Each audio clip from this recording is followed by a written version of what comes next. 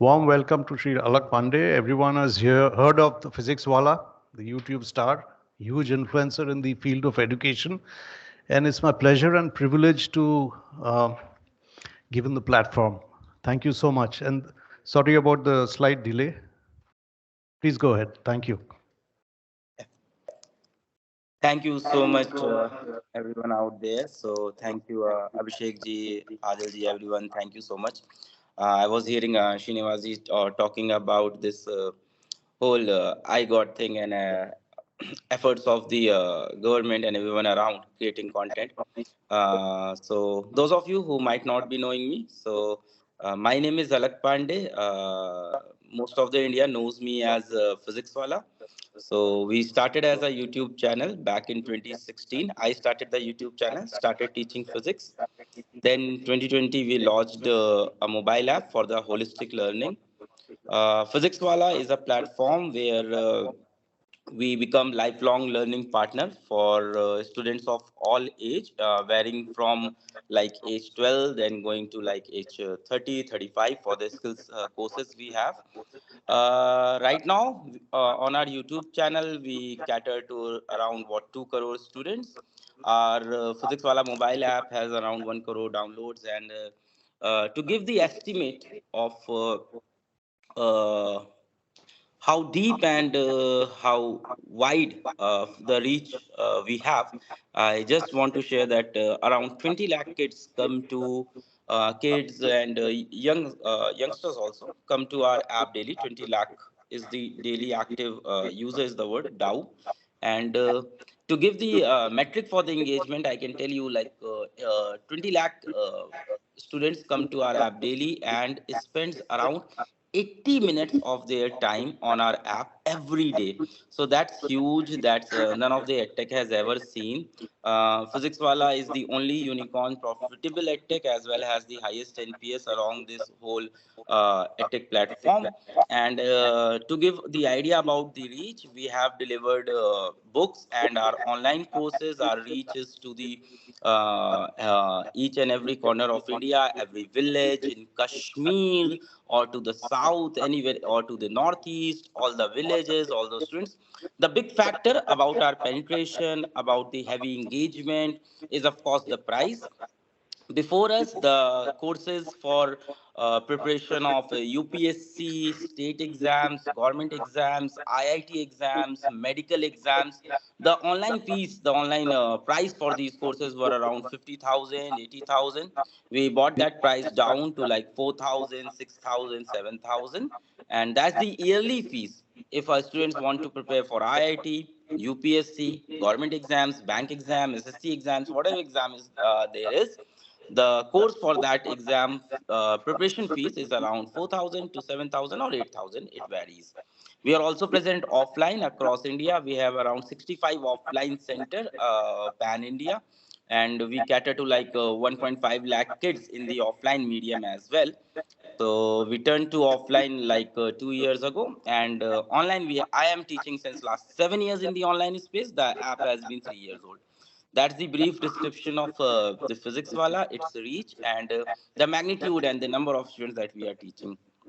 Thank you so much, honorable guests out there, honorable ministry out there, for having me here in this noble cause and this noble platform.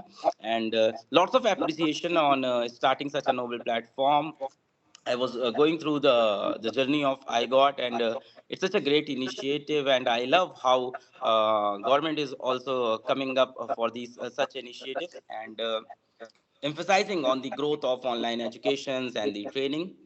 I have been invited here to tell you to talk to you about creating engaging content and how engaging content is being created, how I crack that formula. Is there a formula? Is there a formula to crack it?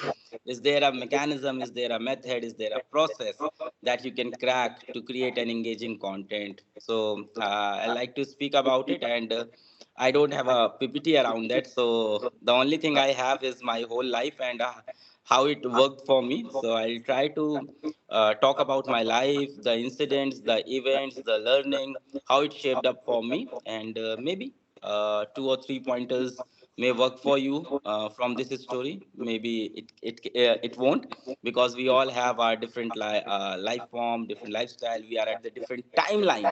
We all are at a very different timeline. So first of all, I would like to ask that are we comfortable if we mix a bit of Hindi here, or should I go completely in English? So I like to question. Both, make it multilingual. Hindi, English, English. English will be fine. Yes. So that's also how I cracked it. So English also works for me.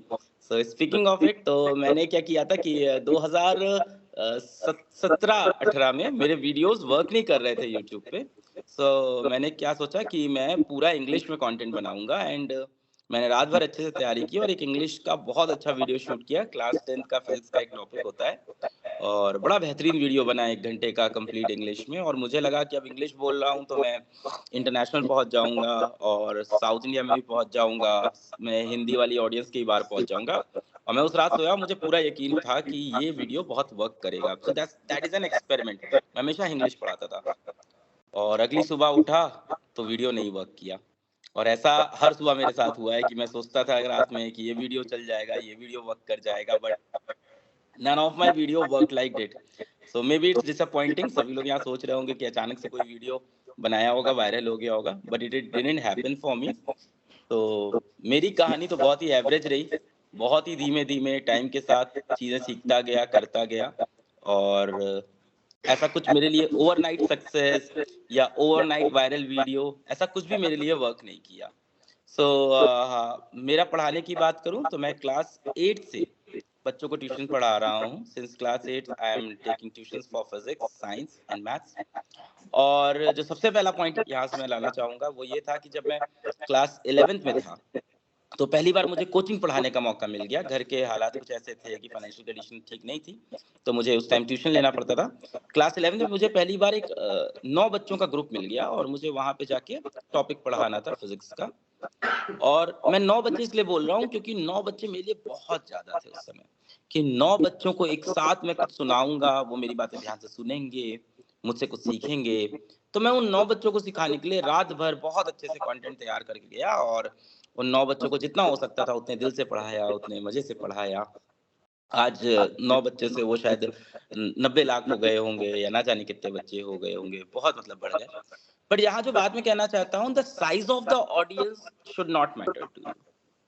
कि अगर आप कहते हो कि मेरा ये video, मेरा ये कंटेंट आज 1000 लोग देखेंगे, या मेरा ये कंटेंट आज 2 लोग देखेंगे, it shouldn't matter to you. और ये हमारी इंसानी फितरत है कि हमें ये बात बहुत मैटर करती है कितने लोग हमें सुन रहे हैं, कितने लोग हमारी बात यहाँ पे सुन रहे हैं, कितने लोग के पास मेरी आवाज जा रही है, कितने लोग मुझे देख रहे हैं, मुझे कितने लोग जान रहे हैं.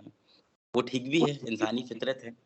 पर इसमें आप ये याद रखना कि आपके लिए ये बहुत अनलकी होगा कि आप अपने कंटेंट क्रिएशन के शुरुआती दिनों में बहुत सारे लोगों को पहुंच जाओ. ये आपके लिए अनलकी होने वाला है, लकी नहीं होने वाला है. क्योंकि समय आने से पहले अगर आप बहुत बड़ी ऑडियंस से पहुंच गए तो आप उसके लिए रेडी नहीं थे. तो सबसे पहले आपको हमेशा स्टार्ट करना चाहिए एक छोटी ऑडियंस के साथ, एक लिमिटेड ऑडियंस के साथ. उससे क्या होता है, फीडबैक मिलता है, आप सुधरते हो. तो the size of audience shouldn't matter to you. चाहे आपके कमरे में एक इंसान सुनने वाला हो, चाहे 1000 लोग सुनने वाले हो, आपका जो कंटेंट क्रिएशन का स्टाइल है वो हमेशा सेम रहना चाहिए. लोग हमेशा मुझको ये बोलते हैं कि मास ऑडियंस के लिए डिफरेंट कंटेंट बनता है और एक लिमिटेड ऑडियंस के लिए डिफरेंट कंटेंट मिलता है. मैं इस चीज पे बहुत विश्वास नहीं करता हूँ. मुझे लगता है आप जो कंटेंट बनाएं वो भारत को ध्यान में रख के बनाएं. मेरे वीडियोस क्यों वर्क करने लगे, क्यों फिजिक्स वाला का एंगेजमेंट इतना ज्यादा हाई है इंडस्ट्री में. 80 मिनट बच्चा स्पेंड कर रहा है, जबकि पढ़ाई तो एक बोरिंग काम है देखा जाए तो, पर उसको इतना एंगेजिंग बना दिया. इसका रीजन यही हो सकता है कि हमने भारत के 1% लोग पे ध्यान ना देके भारत के 99% लोगों को भी ध्यान दिया. तो इसी कहानी के अंदर मैं आगे बढ़ूं तो क्लास 8 से मैंने पढ़ाना शुरू किया. बहुत छोटे ग्रुप्स में पढ़ाता था, 4 बच्चों को, 7 बच्चों को, एक बच्चों को घर जाके ट्यूशन भी पढ़ाया मैंने. साइकिल से मैं जाता था, घर घर पे लोगों के ट्यूशन पढ़ाता था. 500 रुपए मिलते थे, बड़ी अच्छी कमाई भी हो जाती थी और बड़ा एक्सपीरियंस भी मिलता था. पर मैं एक बच्चे को भी घर पे अगर फ्रैक्शन पढ़ाने जा रहा हूँ, मैथ्स का एक टॉपिक पढ़ाने जा रहा हूँ, तो मैं 4 घंटे उसके लिए बहुत अच्छे से तैयारी करके जाता था. और जब मैं पढ़ाना शुरू करता था तो मैं ये बोलता था ये मेरी क्लास नहीं है. मैं आज भी बोलता हूँ कि मैं क्लास नहीं लेता, मेरा शो होता है. So we call it a show. We never call it a class. We never call it a presentation. Nothing. हम बोलते हैं, जैसे हम लोग कैसे बोलते हैं यहाँ अपने ऑफिस में या हमारे स्टूडियो में, हम लोग बोलते हैं यार सर मेरा स्टूडियो बुक कर देना, मेरा 4 से 5 शो लगा हुआ है। जब मैं ये शो बोलता हूँ ना, तो अपने आप मेरे ऊपर एक अलग सा एक हेमिस्फीयर बन जाता है, एक अलग सा स्फीयर मेरे अराउंड बनता है कि मैं शो करने जा रहा हूँ। So I am not just a presenter, I am not just a teacher. Show तो एक्टर्स करते हैं, शो तो मैजिशियंस करते हैं। सो हम लोग वैसा फील करते हैं अंदर से। We never call it a class. तो ये मैंने अपने अंदर आदत डाली हुई है कि मेरा आज 6 घंटे का शो है, आज मेरा 4 घंटे का शो है, इस शो में इतने बच्चे आए। तो उससे एक आप कह दो एक एक्टर्स का फील आ जाता है, एक लार्जर देन लाइफ फील आ जाता है, खुद के अंदर ही फील हो जाता है कि मैं क्लास नहीं एक शो करने जा रहा हूँ। एंड एक्चुअली आप देख लो विश्व के जितने भी बड़े बड़े प्रोफेसर हैं, क्योंकि अब तो मैं टीचर ही हूँ, मैं उसी के अराउंड बात कर सकता हूँ। आप लोग का कंटेंट क्रिएशन मुझसे भी ज्यादा डिफिकल्ट है, ये बात भी मैं समझ सकता हूँ। मेरी अभिषेक सर से भी बात हो रही थी, क्योंकि कहीं ना कहीं हम लोग जिन बच्चों को पढ़ाते हैं उनके सामने एक टारगेट एग्जाम होता है, तो वो मोटिवेटेड रहते हैं, या सच कहूँ तो कहीं ना कहीं प्रेशर में भी रहते हैं, क्योंकि एग्जाम देना होता है। तो उनके पास एक सॉलिड रीजन होता है कि उस कंटेंट को वो कंज्यूम करें, वो पढ़ाई करें। आप लोग के केस में जो ऑडियंस होती है उसके ऊपर ऐसा कोई खास सीधा मोटिवेशन नहीं होता है, तो उनको सिखाना बहुत डिफिकल्ट हो जाता है। तो मैं इसी कहानी में आगे बढ़ूं, तो इसमें मेरी मम्मी भी एक बहुत बढ़िया लाइन बोलती हैं कि मेरी मम्मी बोलती हैं कि अलग देखो, जो बच्चा पढ़ना चाहता है उसको कोई भी पढ़ा सकता है, जो बच्चा नहीं पढ़ना चाहता उसको जो पढ़ा दे वो टीचर होता है। मुझसे कई लोग ऑफिस में भी बोलते हैं, बहुत से नए टीचर्स आते हैं। आज हमारी संस्था में लगभग 2,500 से 3,000 टीचर हैं जो पढ़ाते हैं भारत में। और कई बार वो टीचर आते हैं और मेरे से बोलते हैं कि सर ये जो क्लास है ना, इसके बच्चे सीरियस नहीं है, ये जो क्लास है ना इसमें पढ़ने वाले बच्चे नहीं, ये जो लोग आए हैं ना ये पढ़ना नहीं चाहते हैं। तो मैं बड़ा सीधा बोलता हूँ कि अगर आपकी क्लास में लोग पढ़ना नहीं चाह रहे हैं, अगर वो सीरियस नहीं हुए हैं, तो सबसे पहली बात आपको अपने दिल में ये बैठानी होगी कि ये गलती उनकी नहीं, आपकी खुद की है।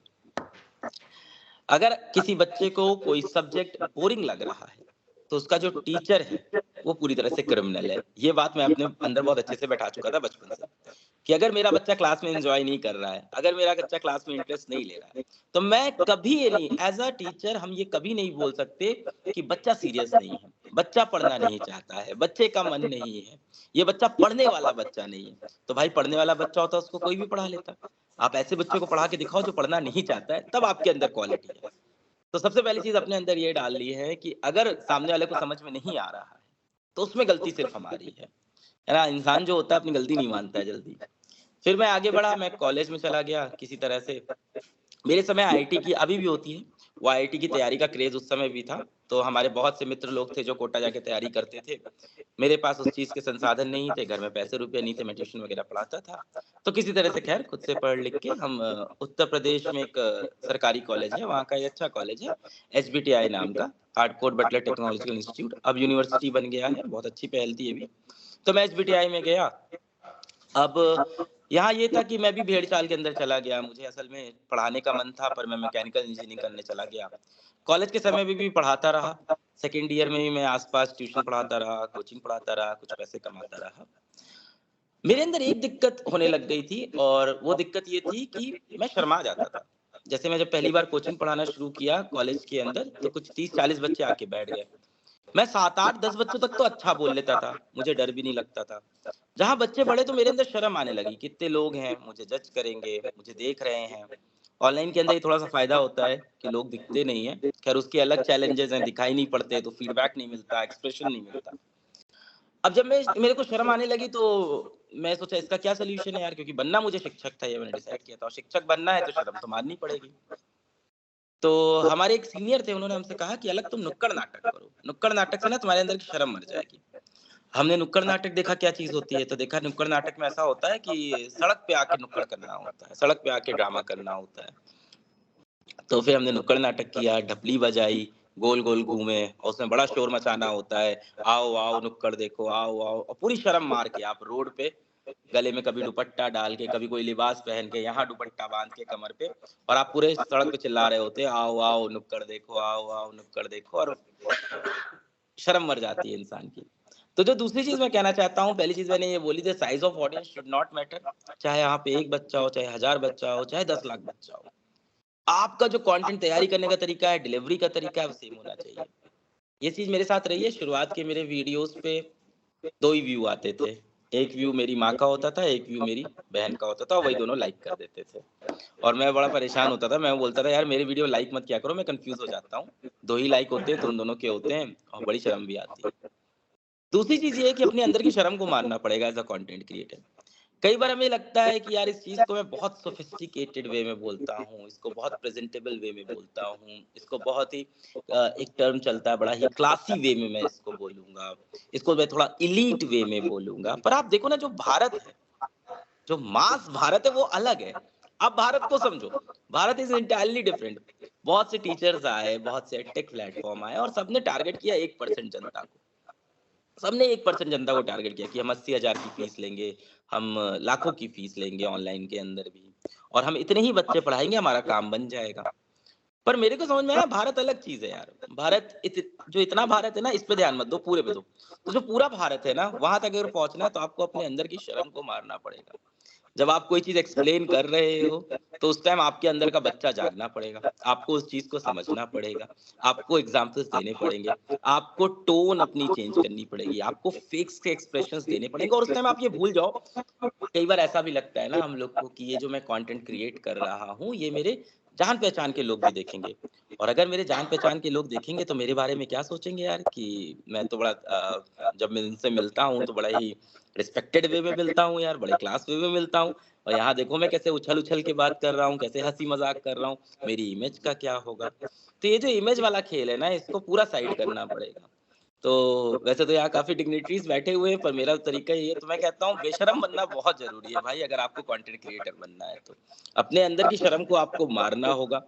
मैं इसका एक एग्ज़ाम्पल ये देता हूँ कि जब मैं शुरू में वीडियो बना रहा था, तो मेरे शुरुआती दौर के जो वीडियो हैं, उसमें पैसे नहीं थे इतने, तो पीछे एक व्हाइट बोर्ड लगा होता था 4 बाई 3 का, और पीछे एक नीले रंग की दीवार थी जो खुचरी हुई होती है, जो हम हर मिडिल क्लास या लोअर मिडिल क्लास के घर में हम लोगों ने देखा है, बचपन में दीवारें होती हैं, जिस पे खुरचा होता है, चूना गिरा होता है, और बगल में एक बेल्ट टंगी है, पेपर चिपके हैं, और वैसी जगह पे मैं पढ़ा रहा था। मैं चाहता तो ऐसे वीडियो कभी भी बाहर नहीं लाता, और मुझे डर लगता रहता कि कब ऐसे वीडियो लोग देख के मुझे जज करेंगे, क्या फ़ील करेंगे।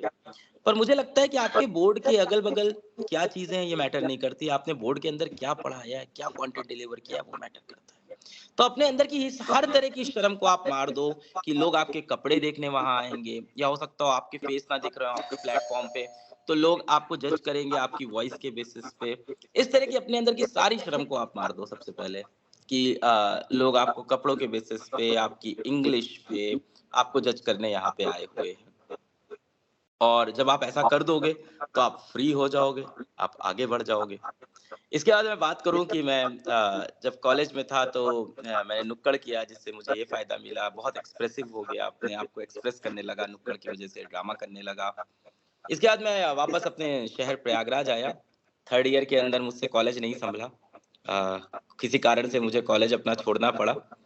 कारण यही था कि मुझे इंटरेस्ट नहीं आ रहा था। मैं फिज़िक्स का अध्यापक था, मैं पढ़ाना चाहता था, कॉलेज मुझे कुछ और सिखा रहा था, तो गलती कॉलेज की नहीं, गलती मेरी ही थी। और भारत के अधिकतर बच्चे ऐसे ही होते हैं कि भेड़-चाल के अंदर उनको लगता है इंजीनियरिंग कर लेते हैं। मुझसे वो भी नहीं हो पाई। तीसरे वर्ष में इंजीनियरिंग मुझको छोड़नी पड़ गई, और मैं छोड़ के वापस अपने घर आ गया प्रयागराज में। और प्रयागराज में आया, और मुझे अभी भी याद है 21 मई 2013 को मैं प्रयागराज आया, और 22 मई को मैं पहुँच गया अपने घर के सबसे पास में एक कोचिंग थी, कि सर मुझे पढ़ाना है। तो यहाँ पे मैं ये बताना चाहता हूँ कि 21 मई को मैं कॉलेज छोड़ के आया हूँ। एक भी दिन का मैंने ऐसा नहीं सोचा कि दुःख मनाऊँगा, मैं रिग्रेट करूँगा कि मैं कॉलेज छोड़ दिया, और उस कॉलेज का लोन था मेरे ऊपर 1.5 लाख रुपए का। तो वो भी मैं छोड़ के आया हूँ। मुझे पता है मुझे अब ये लोन भी चुकाना है। पर ये सारी बातें सोच के मैं आगे बढ़ गया कि अब मुझे अगले दिन से पढ़ाना है। पहुँच गया, घर के पास की सबसे छोटी सी एक कोचिंग थी, वहाँ पे एक मौका मिल गया पढ़ाने का। वहाँ मैंने पढ़ाना शुरू कर दिया। अब आती है बात यहाँ से कि जब मैंने पढ़ाना शुरू किया तो मैं किस तरह का टीचर था? क्या मैं पढ़ाने गया तो बहुत वायरल हो गया, या पढ़ाने गया तो बहुत तालियाँ बजीं? बिल्कुल ऐसा नहीं होता। पहली क्लास में जब आप जाते हो तो आप गिरते हो। तो मैं भी अपनी पहली क्लास में गया, हड़बड़ा गया। मैं पहले चैप्टर की तैयारी करके गया था, बच्चों ने दूसरा चैप्टर पढ़ाने को क्लास में बोल दिया, और मैं दूसरे चैप्टर की तैयारी करके इतने अच्छे से नहीं गया था और क्लास इतनी अच्छी नहीं गई, लोगों ने कंप्लेन भी कर दी। फिर इस तरह से करके खैर अपनी मैंने तैयारी की और फिर आगे बढ़ा। कंटेंट क्रिएशन में या क्लास लेने में मुझे लगता है सबसे ज़्यादा इम्पोर्टेंट होता है कि अपनी क्लास को क्लास से बढ़ के एक शो मानना, एक फ़िल्म मानना, एक फ़िल्म की तरह उसकी तैयारी करना, उसकी स्क्रिप्टिंग करना, ये सबसे ज़्यादा इम्पोर्टेंट होता है। मिसाल के तौर पे अगर मैं कभी 2 घंटे का कंटेंट तैयार करता था, अब तो नहीं, 7-8 साल हो गए, अब तो पढ़ाते-पढ़ाते समय हो गया। शुरुआती दौर में अगर मैं 2 घंटे की क्लास लेता था, तो उस 2 घंटे की क्लास के लिए लगभग मैं 4 से 6 घंटे की तैयारी करता था। आप समझ रहे हो, आप 2 घंटे पढ़ाने जा रहे हो, उसके पीछे आप 4 से 6 घंटे की जब आप मेहनत करते हो, तैयारी करते हो, आप कंटेंट ढूँढते हो, वो सबसे इम्पोर्टेंट पार्ट होता है। कई टीचर्स मुझसे मिलते हैं, कई लोग मुझसे बोलते हैं कि सर मैं यार कंटेंट तो सर बना रहा हूँ, क्लास तो मैं ले रहा हूँ, मज़ा नहीं आ रहा है। सर क्लास के अंदर वो फ़ील नहीं आ रहा है। क्लास के अंदर जो फ़ील आता है ना, वो सबसे ज़्यादा छुपा होता है क्लास के पहले की तैयारी में, कि आपने क्लास के पहले अपना कंटेंट कैसे तैयारी किया है। क्या आप ये मान के जा रहे हो ये टॉपिक बोरिंग है और किसी तरह से मैं इसको निपटा देता हूँ, किसी तरह से इसको समझा देता हूँ, मज़ा आ जाएगा। जो किताब में 4-5 पॉइंट लिखे हैं, इन्हीं पॉइंट को जाके मुझे वहाँ बता देना है। एक सोच ये हो सकती है। दूसरी चीज़ ये हो सकती है, आप ये सोच के जाओ कि जिस इंसान ने इस टॉपिक के बारे में कभी नहीं सुना होगा, कुछ नहीं सुना होगा, कुछ नहीं जानता होगा, उसको मैं वहाँ पे अट्रैक्ट कर लूँगा। वो भी मेरा वीडियो देखने पे मजबूर हो जाएगा और उसको भी चीज़ें समझ में आ जाएगी। जब आप दूसरी वाली सोच के साथ जाते हो तो ऑफ कोर्स आप जीत जाते हो। अब दूसरी वाली सिर्फ सोच से काम नहीं बनेगा ना, ऐसा नहीं कि हमने सोच लिया तो ये हो जाएगा। अब इसके बाद आती है सबसे कड़ी मेहनत भाई, कि अब आपको बैठना होगा, 4 घंटे उस कंटेंट के ऊपर चीज़ें सोचनी होगी। अभी का दौर बहुत अच्छा है, इंटरनेट पे ऑलरेडी इतना अच्छा कंटेंट अवेलेबल है, इतना एंगेजिंग कंटेंट अवेलेबल है और इतना ज़्यादा कंटेंट अवेलेबल है कि आप किसी भी टॉपिक पे एक अच्छा कंटेंट 4 घंटे के अंदर, 3 घंटे के अंदर आसानी से आप तैयार कर सकते हो। क्या वर्क नहीं करता? ये वर्क नहीं करता कि आपने किसी का कंटेंट सीधा उठाया और जाके पढ़ा दिया या सीधा उसी को अपने कंटेंट में उसको बदल दिया। आपके कंटेंट के अंदर आपका टच होना बहुत ज़रूरी है। तो आप इस टाइम इंटरनेट पे इतना सारा कंटेंट है। अब मैं आपको बहुत सिंपल चीज़ बताऊँगा, आज के टाइम पे जो भी बहुत टीचर्स होते हैं, मुझसे मिलते हैं, कहते हैं सर कैसे मैं ऐसा टीचर बनूँ कि सबको एंगेज कर लूँ, कैसे मैं सबको पढ़ा सकता हूँ? तो मैं बोलता हूँ ऑलरेडी इंटरनेट पे ऐसे बहुत से टीचर्स हैं। उन 4-6 टीचर्स को आप देखिए, सब में से कुछ ना कुछ अच्छा निकालिए, कुछ उसमें अपना अच्छा ऐड कीजिए और बन गया तरीका। ये सबसे शॉर्टेस्ट कट मैं आपको बता रहा हूँ। मिसाल के तौर पे मैं अपना बताऊँ तो मैंने देखना शुरू कर दिया था, 2 लोग को मैं देखता था। एक सबसे पहले तो मैं देखता था प्रोफ़ेसर वॉल्टर लुईन साहब को, एमआईटी यूनिवर्सिटी के प्रोफ़ेसर हैं और लगभग 2 वर्ष पहले प्रो वॉल्टर लुईन जी से मेरी लंबी बातचीत हुई थी। एमआईटी में फ़िज़िक्स पढ़ाते हैं, बड़े ही प्रख्यात आदमी हैं।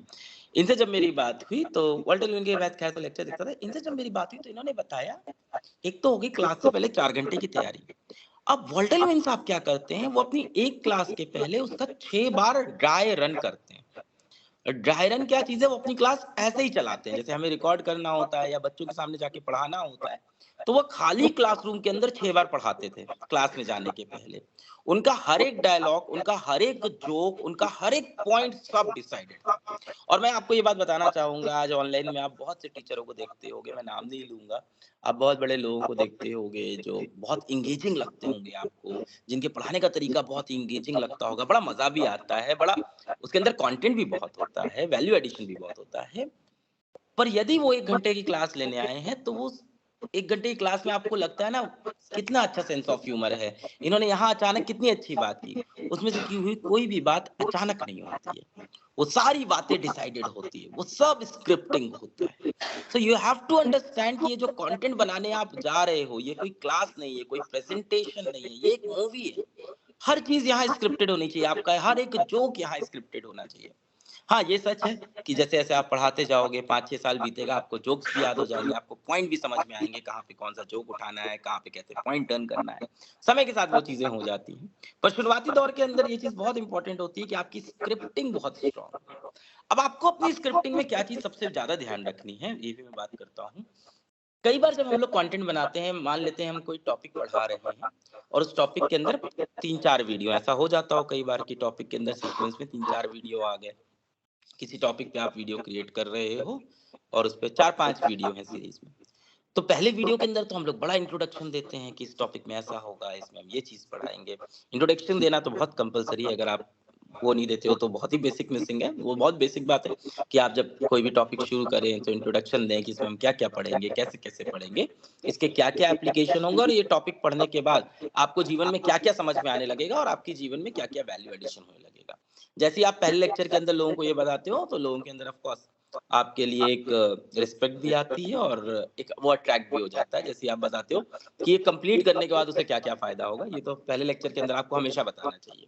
और ये बताने के लिए मैं अपना एग्जांपल दूं तो मैं जब भी पहला लेक्चर लेके जाता था किसी भी टॉपिक का, तो मैं पहले लेक्चर के अंदर सबसे सबसे बढ़िया जो सवाल होता था वो मैं दिखा देता था कि ये देखो ये सवाल है, ये बहुत बढ़िया सवाल है, किसी ओलंपियाड में आया था, किसी कंपटीशन में आया था और ये बड़ा टफ सवाल है और ये बहुत मुश्किल से हल होता है। पर अगर आप ये लेक्चर देख लोगे तो इस लेक्चर के बाद ये सवाल आपसे भी हल हो जाएगा। अब इससे इंसान को लगता है कि हाँ, इसमें कुछ वैल्यू एडिशन होगी। मान लीजिए आपने लेक्चर शुरू किया, आपने पढ़ाया, अब सामने वाला व्यूअर सोच रहा है कि ये लेक्चर देखने के बाद भी जो मेरी एक्चुअल प्रॉब्लम थी वो सॉल्व होगी कि नहीं होगी भाई? जो मैं प्रॉब्लम लेके आया था वो सॉल्व होगी कि नहीं? कि आप कुछ रैंडम पढ़ा दोगे। आप देखो आजकल यूट्यूब पे भी लोग लगातार कर्सर पे हाथ रख के आगे बढ़ाते रहते हैं। अटेंशन स्पैन तो इतना खराब हो गया आजकल, शॉर्ट रील में भी लोग ऐसे हाथ रख के आगे बढ़ा देते हैं।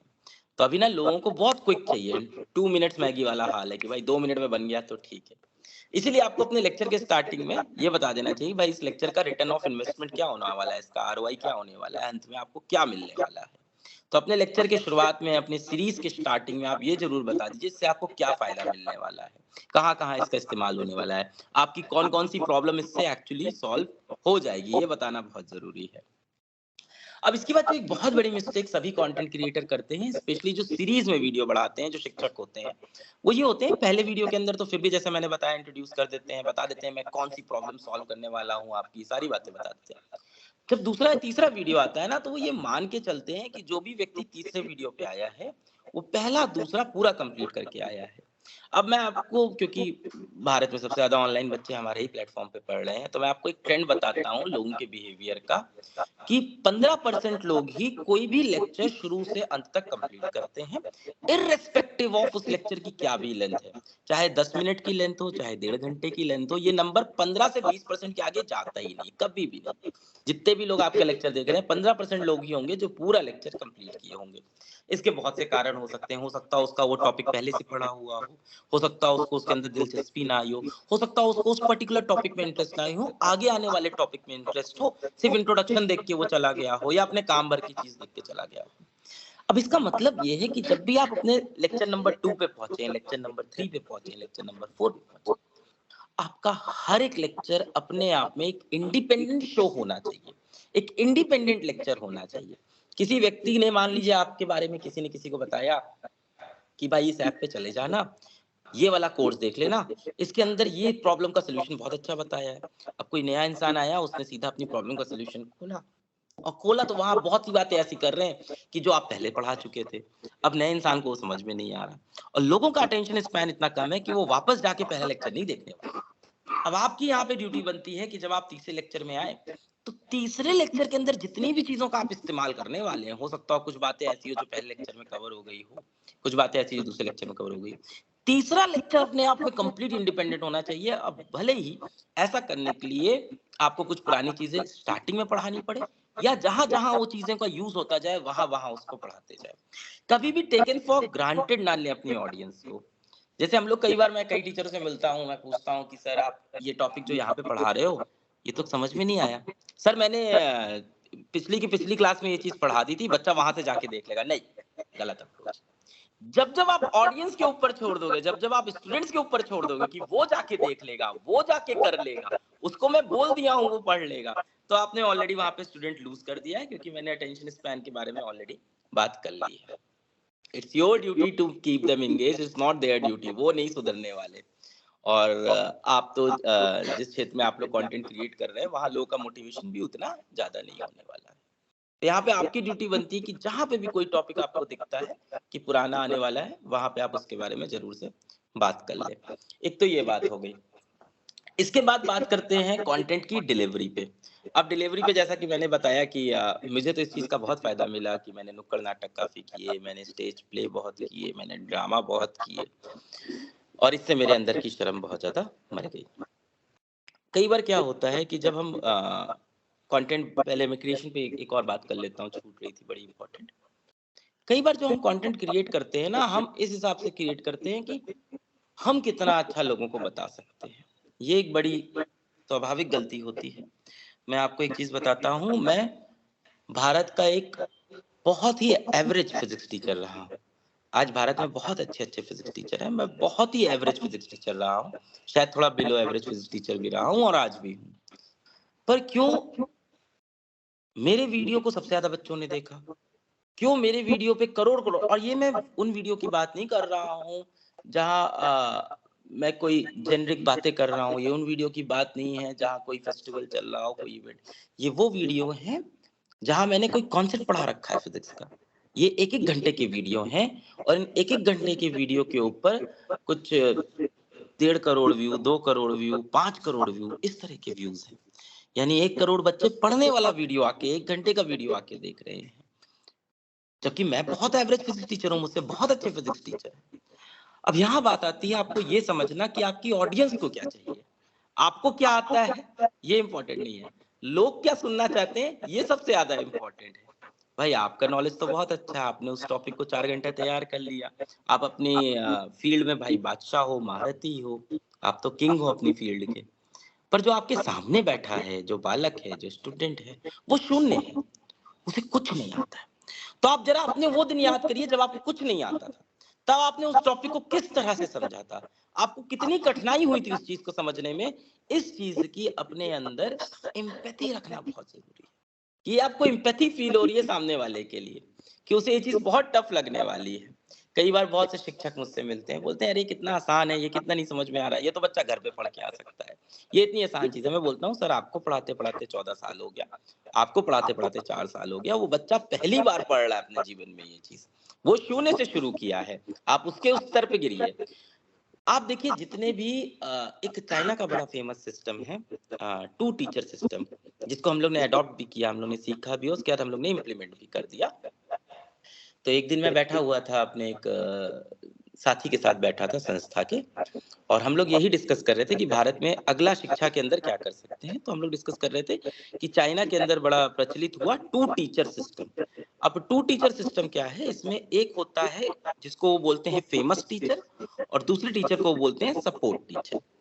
तो ये हाइब्रिड मॉडल होता है जिसके अंदर एक फेमस टीचर एक स्टूडियो से क्लास लेगा, वो क्लास 10 अलग अलग क्लासेस में, अलग अलग शहर में, अलग अलग स्कूल में दिखाई जाएगी, और जिस जगह पे वो क्लास दिखाई जा रही है वहां एक सपोर्ट टीचर, मतलब हर एक सेंटर पे एक सपोर्ट टीचर होगा, यानी 10 सपोर्ट टीचर हो गए, एक आपका फेमस टीचर हो गया। ये चाइना का सिस्टम था। हमने कहा ये फेमस टीचर क्या चीज होती है, क्योंकि सपोर्ट टीचर ढूंढना तो डिफिकल्ट नहीं था, ये फेमस टीचर क्या है। उस फेमस टीचर की क्वालिटी मैंने सुनी, तो उस फेमस टीचर की क्वालिटी क्या थी कि वो भाषा बोलता है जो सबसे ज्यादा मासेस से रिलेट करती है, सबसे पहली बात। यानी वो इलीट क्लास का अपने आप को साउंड नहीं करता, वो रिलेट करता है एक आम जनता के साथ। दूसरा, वो फेमस टीचर किसी भी बड़ी यूनिवर्सिटी का पढ़ा लिखा नहीं होता है, वो फेमस टीचर किसी छोटी छोटी यूनिवर्सिटी का पढ़ा होता है। अब इससे क्या फायदा मिलता है, जब कोई इंसान बहुत बड़ी यूनिवर्सिटी से पढ़ के आता है, कोई ऑफेंस नहीं कर रहा हूँ, जो लोग पढ़ के आए हैं बहुत ही अचीवमेंट की बात है ऑफ कोर्स, पर जब कोई इंसान बहुत बड़े कॉलेज में पढ़ के आता है या बहुत बड़ा एग्जाम क्रैक करता है, तो उसको चीजें बहुत आसान लगने लगती है। पर जो बालक होता है ना, जो बड़े मुश्किल से किसी कॉलेज में पहुंचता है, एक नीचे स्तर के कॉलेज से पढ़ के आता है, उसको कठिनाई समझ में आती है। एक जो वीक स्टूडेंट होता है वो बड़ा फिनोमिनल टीचर बनता है लाइफ में। तो फेमस टीचर की दूसरी क्वालिटी जो हम लोग ने देखी वो ये थी कि वो किसी एवरेज कॉलेज से है, वो ना प्रिंसटन से है, ना हार्वर्ड से है, ना एमआईटी से है, वो किसी बहुत एवरेज कॉलेज से आता है। और तीसरी क्वालिटी जो हम लोग ने देखी फेमस टीचर की थी, वो हमेशा शून्य से स्टार्ट करता है, एकदम जीरो स्क्रैच से हमेशा चीजों को बिल्ड करता है। इसके बाद जो सपोर्ट टीचर होता है वो तो आप ढूंढ सकते हैं, वो तो हम सब सपोर्ट टीचर ही हैं, धीमे धीमे हम सब फेमस टीचर बनने की कोशिश करते हैं। फेमस का मतलब आप समझ गए, कहने का मतलब मास का टीचर। इसको इम्प्लीमेंट करके हमने एक पाठशाला मॉडल लगाया जिसकी फीस बहुत कम है, जहां बच्चा ऑफलाइन में आ सकता है, जिससे एक बहुत बेहतरीन टीचर गांव गांव पहुंच सकता है। और ये मॉडल बड़ा हिट हो गया, पाठशाला मॉडल जो हमने बनाया। खैर एक दूसरी कहानी है पाठशाला की। तो मैं यहाँ बताना चाह रहा था कि ये जो बड़े बड़े मॉडल्स हैं, इसके अंदर जो टीचर फिट होते हैं, इनकी ये जो क्वालिटीज है, ये क्वालिटीज हम सबसे रिलेट करती है। ये क्वालिटीज ऐसी नहीं है कि you should be very intelligent, you should be very good in grades, you should be very good in communication.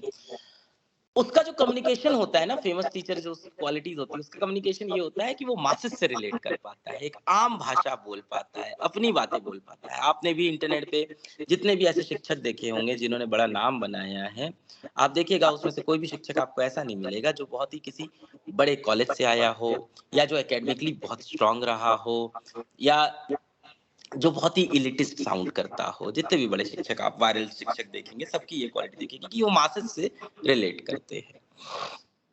ये हो गई शिक्षक के बारे में बात। कंटेंट तैयारी के बनने के बारे में मैंने आपको बताया। कंटेंट डिलीवरी पे आते हैं। अब कंटेंट डिलीवरी के अंदर भी यही चीज सबसे ज्यादा मैटर करती है, जो मैं बता रहा था कि आप आम आदमी कैसे रिलेट करते हो। जब कंटेंट डिलीवरी की बात आती है, मैं बहुत सारे शिक्षकों को ये कहता हुआ सुनता हूँ आज। बहुत सारे यंगस्टर्स, यंग टीचर्स मुझसे मिलते हैं, नौजवान शिक्षक मुझसे मिलते हैं। मैं 32 का ही हूँ वैसे, पर जैसे 22-23 साल के बच्चे मुझसे मिलते हैं, पढ़ाने में इंटरेस्ट है। तो वो मेरे से अगर कहीं टकरा जाते हैं, ऑफिस में मिल जाते हैं, तो वो ये कहते हैं कि सर मेरे पास ना वो टैब नहीं है, मेरे पास आईपैड नहीं है, सर मेरे घर में ना वो लाइट नहीं है, सर मेरे पास ना उतना अच्छा इंटरनेट नहीं है, उतना अच्छा लैपटॉप नहीं है, मेरे पास स्मार्ट बोर्ड नहीं है। एक्चुअली जितने भी लोग रिसोर्सेज ढूंढने पे लग जाते हैं ना, वो अपने अंदर का हीरो मार लेते हैं। तो मैजिक जो है ना, वो उस स्मार्ट बोर्ड में नहीं है, वो उस टैब में नहीं है, वो सिस्टम में नहीं है। बहुत ज्यादा आपको पता है, लोग इन्फोग्राफिक्स पे बहुत फोर्स करते हैं, इन्फोग्राफिक्स हो, 3D एनिमेशन हो, वगैरह वगैरह हो। जो असल मैजिक है ना, वो ना इन्फोग्राफिक्स में है, ना 3D एनिमेशन में है, ना उन डिवाइसेस में है। असल ग्राफिक उस बंदे में है जिसने वो डिवाइस पकड़ रखी है।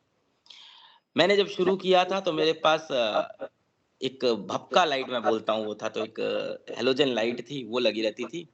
और कैमरा तो था नहीं, मोबाइल था, और मोबाइल को मैं किताबों के स्टैंड पे किताबें रख के उस पे ऐसे मोबाइल खड़ा कर देता था। सामने एक बोर्ड था जो कि एक अलमारी पे रखा हुआ था, टांगने की जगह नहीं थी। हाथ में एक मार्कर था और उससे मैं पढ़ाता था। मिटाने के लिए एक कपड़ा था। फिर कपड़ा मुझे बोरिंग लगने लग गया तो मैंने अपने इस हाथ में एक ग्लव्स पहन लिया, इस हाथ में मार्कर ले लिया, इससे लिखता था और वो ऊनी ग्लव्स से यूं ऐसे मिटार देता था। तो वो बड़ा वायरल हो गया, बच्चों को बड़ा पसंद आया कि अरे सर ने टाइम बचाया, अब कपड़ा वपड़ा लेके नहीं आते, एक हाथ में उनके डस्टर है, एक हाथ में मार्कर है। कहने का मतलब यहाँ पे ये था कि बहुत से लोग ऐसे होते हैं जो हमेशा ये बोलते हैं कि मेरे पास ये फैसिलिटी नहीं है, मेरे को इस तरह का कंटेंट नहीं मिला, मेरे को ये पर्टिकुलर सॉफ्टवेयर नहीं मिला, इस सॉफ्टवेयर के बिना मैं नहीं बना पाऊंगा, ऐसा एनिमेशन मुझको नहीं मिला, इन्फोग्राफिक्स मुझको नहीं मिला, बार चार्ट नहीं बना, ये वगैरह वगैरह बातें। आप भारत के किसी भी मासी शिक्षक को देख लीजिएगा जो सबसे ज्यादा बच्चों तक पहुंचा है, आपको कभी भी उनके वीडियो के अंदर 3D एनिमेशन नहीं मिलेगा, कभी नहीं मिलेगा। एक नॉर्मल से सफेद बोर्ड पे, अब तो स्मार्ट बोर्ड पे, हरे बोर्ड पे लिख रहा होगा वो। आपको उसके अंदर कोई बहुत ज्यादा ऐसे ग्राफ नहीं मिलेंगे, बहुत ज्यादा चार्ट्स नहीं मिलेंगे। आपको बहुत सी कोई भी ऐसी एक चीज नहीं मिलेगी जो आपके पास आज की जिंदगी में ना हो। आपको एकदम नॉर्मल दिखने वाला एक बंदा दिखेगा, टी शर्ट पहना होगा, शर्ट पहना होगा, हाथ में मार्कर लिया होगा, या आजकल तो स्मार्ट बोर्ड का स्टाइलस लिया होता है, और नॉर्मल भाषा में नॉर्मल चीजें पढ़ा रहा होता है। तो इस चीज से आप हमेशा बाहर निकले, और आपके आसपास भी अगर आपको कोई ये बोलता है कि अगर मेरे पास ये बोर्ड होता, अगर मेरे पास ये सॉफ्टवेयर होता, अगर मेरे पास ये होता, तो मैं बहुत सुंदर कंटेंट बना लेता। इस भावना से पूरी तरह से बाहर निकले। जो बहुत सुंदर और बहुत बेहतरीन, बहुत अच्छा कंटेंट बनता है, वो व्यक्ति बनाता है, कोई मशीन नहीं बनाती है। तो मशीन हमेशा बाद में आती है। मशीन आपके काम को चमका सकती है और सुंदर बना सकती है, पर वो जो बेसिक है वो आपके अंदर छुपा हुआ, वो आप ही उसको बनाओगे। मैं आपको इसका एक मिसाल देता हूँ। आज मैं स्मार्ट बोर्ड पे पढ़ा रहा हूँ। पिछले लगभग 1 साल पहले मैंने एक बड़ी लंबी सीरीज पढ़ाई थी मेडिकल के छात्रों के लिए। आज उस पे कुछ कुछ वीडियोस के ऊपर 1 करोड़ व्यू हैं उस सीरीज के अंदर। ये भी पढ़ने वाले, और ये 7-7 घंटे के वीडियो हैं। बड़ी ताजुब की बात है, 7-7 घंटे के व्यू, किसी पे 1 करोड़ व्यू, किसी पे 50 लाख व्यू, इस तरह से होगा 5 मिलियन, 6 मिलियन। ये सारे वीडियोस मैंने स्मार्ट बोर्ड पे पढ़ाए और बड़ी डिजिटल राइटिंग में पढ़ाए। पर अगर मैं पीछे जाता हूँ और देखता हूँ उन वीडियोस को जो मैंने व्हाइट बोर्ड पे पढ़ाए, उनके ऊपर और ज्यादा व्यू है, करोड़ों में। यानी कहने का मतलब स्मार्ट बोर्ड आने से ऐसा कुछ नहीं हुआ कि मेरे व्यूज बढ़ गए या ऐसा कुछ हुआ। हाँ, ऑफ कोर्स मैं पीपीटी लेके जाता हूँ, मेरा काम आसान हो जाता है और मैं पीपीटी से पढ़ा देता हूँ। व्हाइट बोर्ड में थोड़ी मेहनत ज्यादा थी, पहले से बोर्ड पे कुछ कुछ चीजें लिख के रखनी पड़ती थी, अलग अलग पार्ट रिकॉर्ड करना पड़ता था। वो मेहनत का दौर था, उसमें बहुत ज्यादा मजा आता था। अब चीजें थोड़ी आसान हो गई है, अब उतना मजा नहीं है। सबसे ज्यादा मजा उन्हीं पलों में आता था जब उतनी मेहनत करनी पड़ती थी व्हाइट बोर्ड के ऊपर मार्कर से कि क्वेश्चन लिख रहे हैं, मिटा रहे हैं, उसकी फीलिंग ही अलग थी। सो आई थिंक ऐसी ही कुछ बातें थी। अगर आप कुछ सवाल स्पेसिफिक पूछे तो मैं और अपनी बातें शेयर करूंगा। डिलीवरी के ऊपर अगर मैं बोलूँ तो वॉइस मॉड्यूलेशन एक बहुत इंपॉर्टेंट चीज़ होती है जो सबसे ज़्यादा लोग मिस करते हैं। Voice modulation and facial expression, hand expression, ये सारी चीज़ें लोग बहुत ज़्यादा मिस करते हैं। खड़े होकर पढ़ाते हैं, डिसिप्लिन में रहने की कोशिश करते हैं। ये कैसे इम्प्रूव होगी? इसको इम्प्रूव करने का सिर्फ एक तरीका है कि आप लोगों के बीच में जाएं, बातें करें, अपनी शर्म तोड़ें, बात करें, सुबह उठ के शीशे के सामने ट्राई करें। और ये भी नहीं समझ में आ रहा है तो कोई भी फिल्म का कोई सीन ले लें और उसको शीशे के सामने एक्टिंग करने की कोशिश करें, उससे भी बड़ा फायदा मिलता है। कोई भी फिल्म का एक सीन उठा लें, उसको ध्यान से 3-4 बार देखें, फिर उसको अपनी शैली में, अपने हिसाब से, एक्सप्रेशन के साथ, डायलॉग के साथ, फीलिंग के साथ, इमोशन के साथ बोलने की आप कोशिश करें, उससे बहुत फर्क पड़ता है। अपनी ऑडियंस के साथ इमोशनली कनेक्ट करना भी बहुत ज़्यादा इम्पोर्टेंट है। जैसे मैं अभी चीज़ों का अभाव बता रहा था, तो एक बात मैं ये कहानी ये भी बता दूँ, बड़ी अच्छी कहानी है कि जब मैं ऑफ़लाइन में पढ़ाता था तो 2013 से 17 मैंने ऑफ़लाइन पढ़ाया है। 17 के बाद मैं ऑनलाइन आ गया ताकि मैं और बच्चों तक पहुँचूँ। और राधे जी की बड़ी कृपा रही कि मैं बहुत ही ज़्यादा बच्चों तक पहुँचा और मुझे ये मौका मिला कि मैं ये कर पाया। जब मैं ऑफलाइन में था तो बहुत से टीचर थे जो साइंस के बड़े-बड़े मॉडल मंगा लेते थे कि हम इस मॉडल से एटम का स्ट्रक्चर बताएँगे, केमिकल बॉन्ड्स दिखाएँगे कि कैसा एटम दिखता है ये दिखाएँगे, बॉन्डिंग कैसी होती है, वी शेप क्या होता है, टेट्राहेड्रल, बड़े अलग-अलग शेप होते हैं, ज्योमेट्री होती है। मेरे पास इतने पैसे नहीं थे और मुझे भी अपने बच्चों को सिखाना था। मेरी फीस भी कोचिंग की कम थी जहाँ मैं पढ़ा रहा था, मैं तो कम फीस लेता था। तो मैंने क्या किया, मैं प्लास्टिक की बॉल ले आया, 3-3 रुपए की मिलती थी। और हमारे पिताजी, हम लोग के पिताजी मिडिल क्लास पिताजी क्या होते हैं कि जैसी गर्मी आती है कूलर में घास भरना चालू, कूलर बनाना चालू कर देते हैं। तो कूलर के पुराने पाइप निकले हुए थे छोटे-छोटे। मैंने उनको पाइप को लिया, उनको मैंने काटा और प्लास्टिक की गेंद को कलर किया और उसमें पाइप घुसा-घुसा के मैंने एटॉम एटम के मॉडल बनाए। ये 10-10 रुपए के एटम के मॉडल मेरे बन गए, 5-5 रुपए के। और इसको लेके जब मैं क्लास में गया तो छात्र को ये फीलिंग आई ना, एक तो शिक्षक है जिसने बाहर से ऑर्डर कर लिया सारी चीज़ें, पर एक टीचर है जो क्लास में आने से 3 घंटे पहले इसको पेंट करके आया है, उसकी जीन्स में भी ये पेंट लगा हुआ है, उसके पूरा हाथ भी कुरचा हुआ है। तो ये जो इमोशनल बॉन्ड होता है आपकी ऑडियंस का आपके साथ, जब उसको फ़ील होता है कि आप उसके लिए मेहनत कर रहे हो behind the camera also, not only on the camera. आप बिहाइंड द कैमरा भी कनेक्टिविटी बनाए हुए हो, आप अपनी पर्सनल लाइफ़ में भी उसी के लिए मेहनत कर रहे हो। इससे लोग बहुत रिलेट करते हैं। जैसे मैं क्लास में जाता था तो मैं चार्ट पेपर लेके जाता था और मैं चार्ट पेपर के अंदर ऐसा नहीं है कि ह्यूमन बॉडी का डायग्राम बना के गया हूँ या ऐसा कुछ। मैं चार्ट पेपर के अंदर मीम बना के जाता था। अब देखिए ये भी बहुत ज़रूरी हो गया है। अब देखिए समय के साथ चेंज होना बहुत ज़रूरी है। अगर आप टाइम के साथ अडॉप्ट नहीं करेंगे तो आप हमेशा मतलब इर्रेलेवेंट हो जाएँगे। तो मैंने अपने आप को अपडेटेड रखा। मैं कभी भी ऐसा शिक्षक नहीं बना कि शिक्षक को ये नहीं करना चाहिए, स्टीरियोटाइप नहीं हुआ कि शिक्षक ऐसा नहीं कर सकता, शिक्षक गाना नहीं सुना सकता है, शिक्षक चुटकुले नहीं मार सकता। क्यों नहीं मार सकता भाई? मेरे बच्चे को पढ़ाने के लिए, सिखाने के लिए मुझे जो करना पड़ेगा मैं वो करूँगा। जिस तरह से एक माँ अपने बच्चे को खाना खिलाने के लिए गाना भी गाती है, डांस भी करती है, उसी तरह से मैं एक शिक्षक हूँ। मुझे अपने बच्चे को सिखाने के लिए जो करना पड़ेगा मैं उस तरह से उसको सिखाऊँगा। मेरा एंड गोल है उसका कॉन्सेप्ट क्लियर हो जाए। अब उसके लिए मुझे जो करना पड़े। तो मैंने ये सब बाउंडेशन नहीं रखी, इसलिए कई बार मैं क्रिटिसाइज़ भी हुआ, लोगों ने बड़ा क्रिटिसाइज़ किया शुरुआती दौर में कि ये कैसा पढ़ा रहे हैं, बीच में गाना गा देते हैं, ये कैसे मुँह बना रहे हैं, कैसे जोक मार रहे हैं। बट एंड रिजल्ट क्या है? एंड रिजल्ट ये है कि आज भारत के मेडिकल कॉलेज में सबसे ज़्यादा बच्चे मेरे पढ़ाए हुए पहुँचे, फिजिक्स वाला के पढ़ाए हुए पहुँचे। एंड रिजल्ट अच्छा है, तो सब चीज़ अच्छी है। तो मैं यही बता रहा हूँ कि इमोशनल कनेक्ट बहुत इंपॉर्टेंट है कि आप बिहाइंड द कैमरा अपनी ऑडियंस अब ये सब देखिए मैं कितना क्या चीज़ बता रहा हूँ कि मेरे आस-पास जो शिक्षक पढ़ा रहे थे, उनके पास अच्छे रिसोर्स हैं। वो महँगी-महँगी कंपनी के मॉडल्स मँगा रहे हैं, उससे समझा रहे हैं। मुझे क्लास में वेव समझाना था। अब वेव समझाने के लिए बहुत से लोग प्रोजेक्टर लगाते हैं अपनी क्लास में और वेव के स्टिमुलेशंस दिखाते हैं कि देखो वेव ऐसे उठती है, ऐसे हटती है। तो वेव के अंदर एक बड़ी ख़ास चीज़ होती है कि वेव के अंदर कोई भी पार्टिकल आगे नहीं बढ़ता, पार्टिकल अपनी जगह पे ऊपर-नीचे हम सबने वेव देखी होगी यूँ, यूँ, यूँ बनती है। तो पार्टिकल अपनी जगह पे ऊपर-नीचे करता है, जो ऊर्जा होती है वो आगे बढ़ती है। अब ये बात मुझे बच्चों को समझानी थी। तो मैं अपने पिताजी का नारा लेके चला गया कोचिंग के अंदर और उसको ले जाके मैंने दरवाजे से खूंटे से बाँधा और यूँ, यूँ, यूँ, यूँ नारे पे मैंने एक लाल कलर का ऐसे निशान बनाया। मैंने कहा देखो ये जो लाल निशान है, ये अपनी जगह पे ऊपर-नीचे कर रहा है, पर ये जो ऊर्जा है, ये जो बम्प है, ये आगे बढ़ रहा है।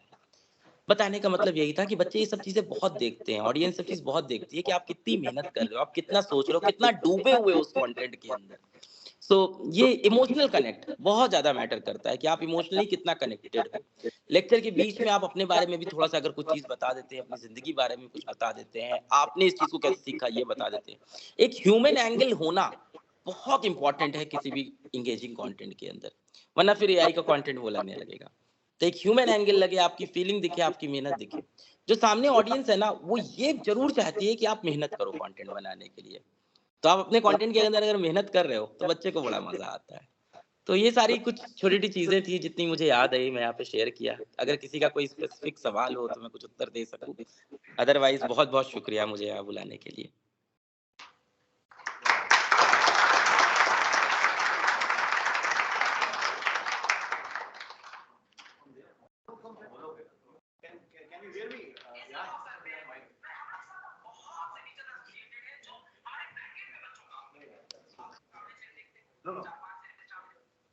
Speak from some of our portion. So thank you, Alak ji, for such a master class in content. In fact, you covered so many points that.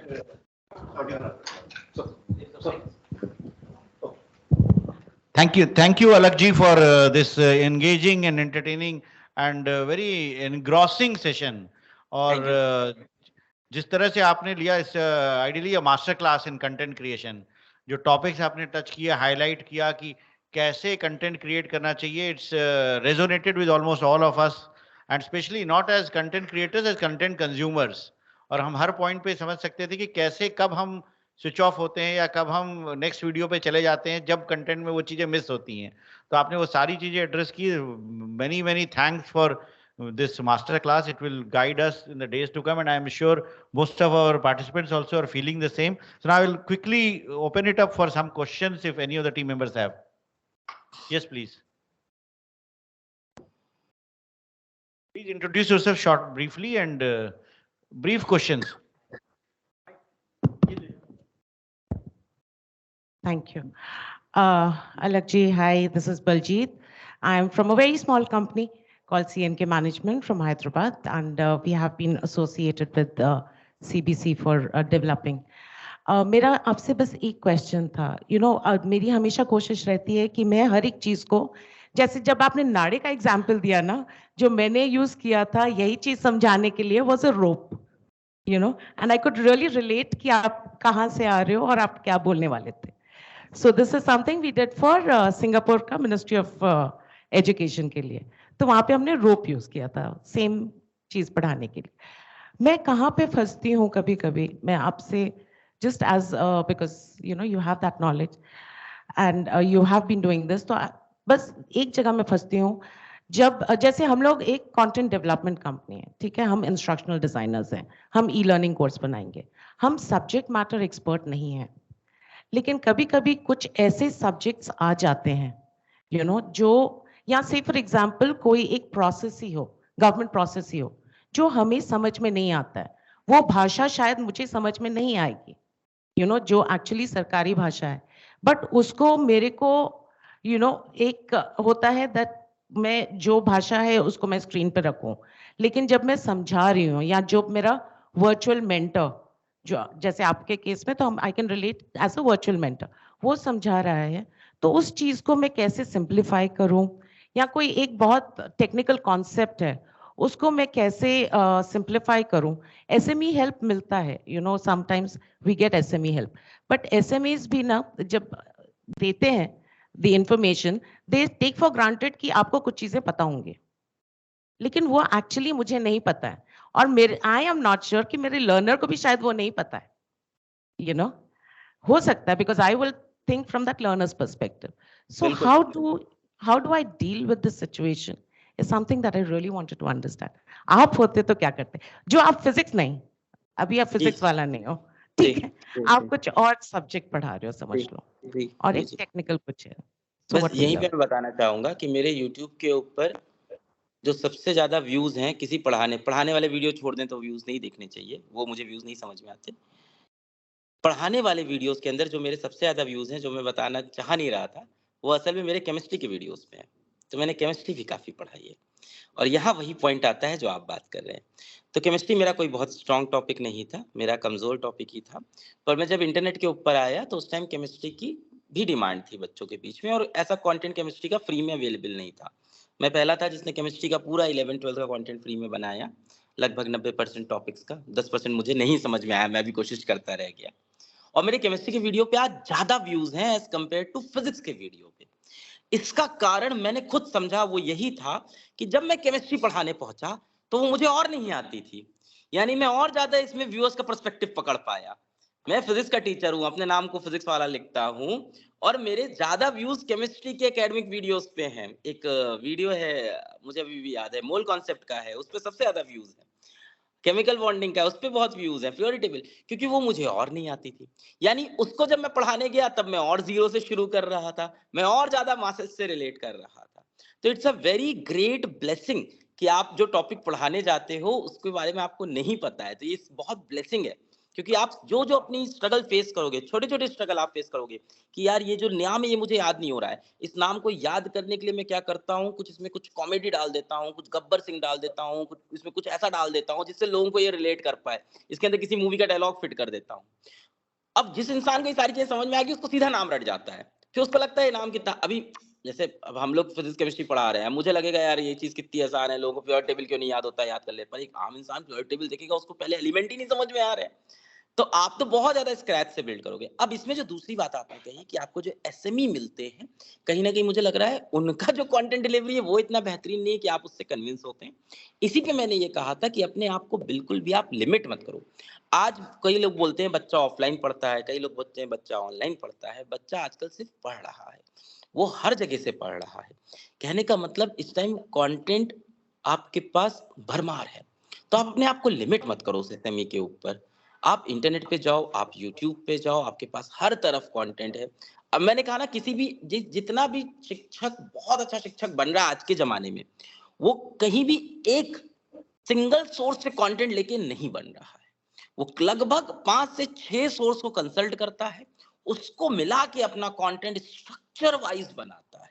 और यही मैंने भी किया। जैसे मैं बता रहा था, मैं वॉल्टर लुईस साहब के लेक्चर देख रहा था एमआईटी के, इस तरफ मैं प्रोफेसर एचसी वर्मा साहब के लेक्चर देख रहा था भारत के अंदर, एक बड़े अच्छे प्रोफेसर थे उस टाइम प्रदीप क्षेत्रपाल सर जी, उनके लेक्चर देख रहा था मैं, और इन सभी के लेक्चर को कंबाइन करके मेरा लेक्चर बनता था।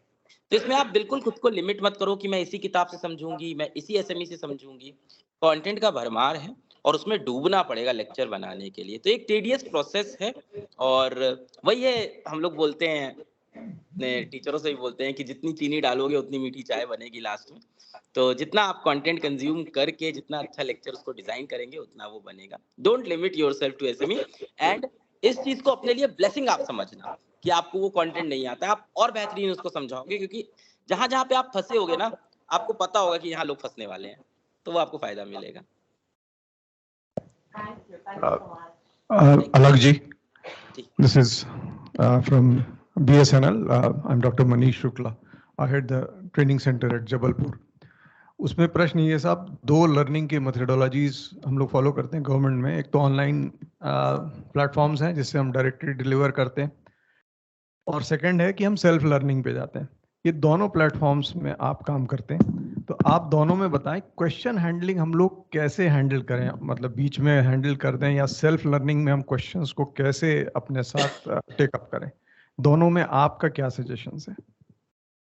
देखिए, ऑनलाइन लर्निंग की मैं बात करूं तो जब हम लोग ने ऑनलाइन लर्निंग शुरू किया, तो क्योंकि हम लोग ने बहुत ही ज़्यादा सस्ता कर दिया कोर्स को और शिक्षा को बहुत सस्ता कर दिया, आईटी की तैयारी को, तो जाहिर सी बात है बहुत सारा बच्चा हमारे पास आ गया।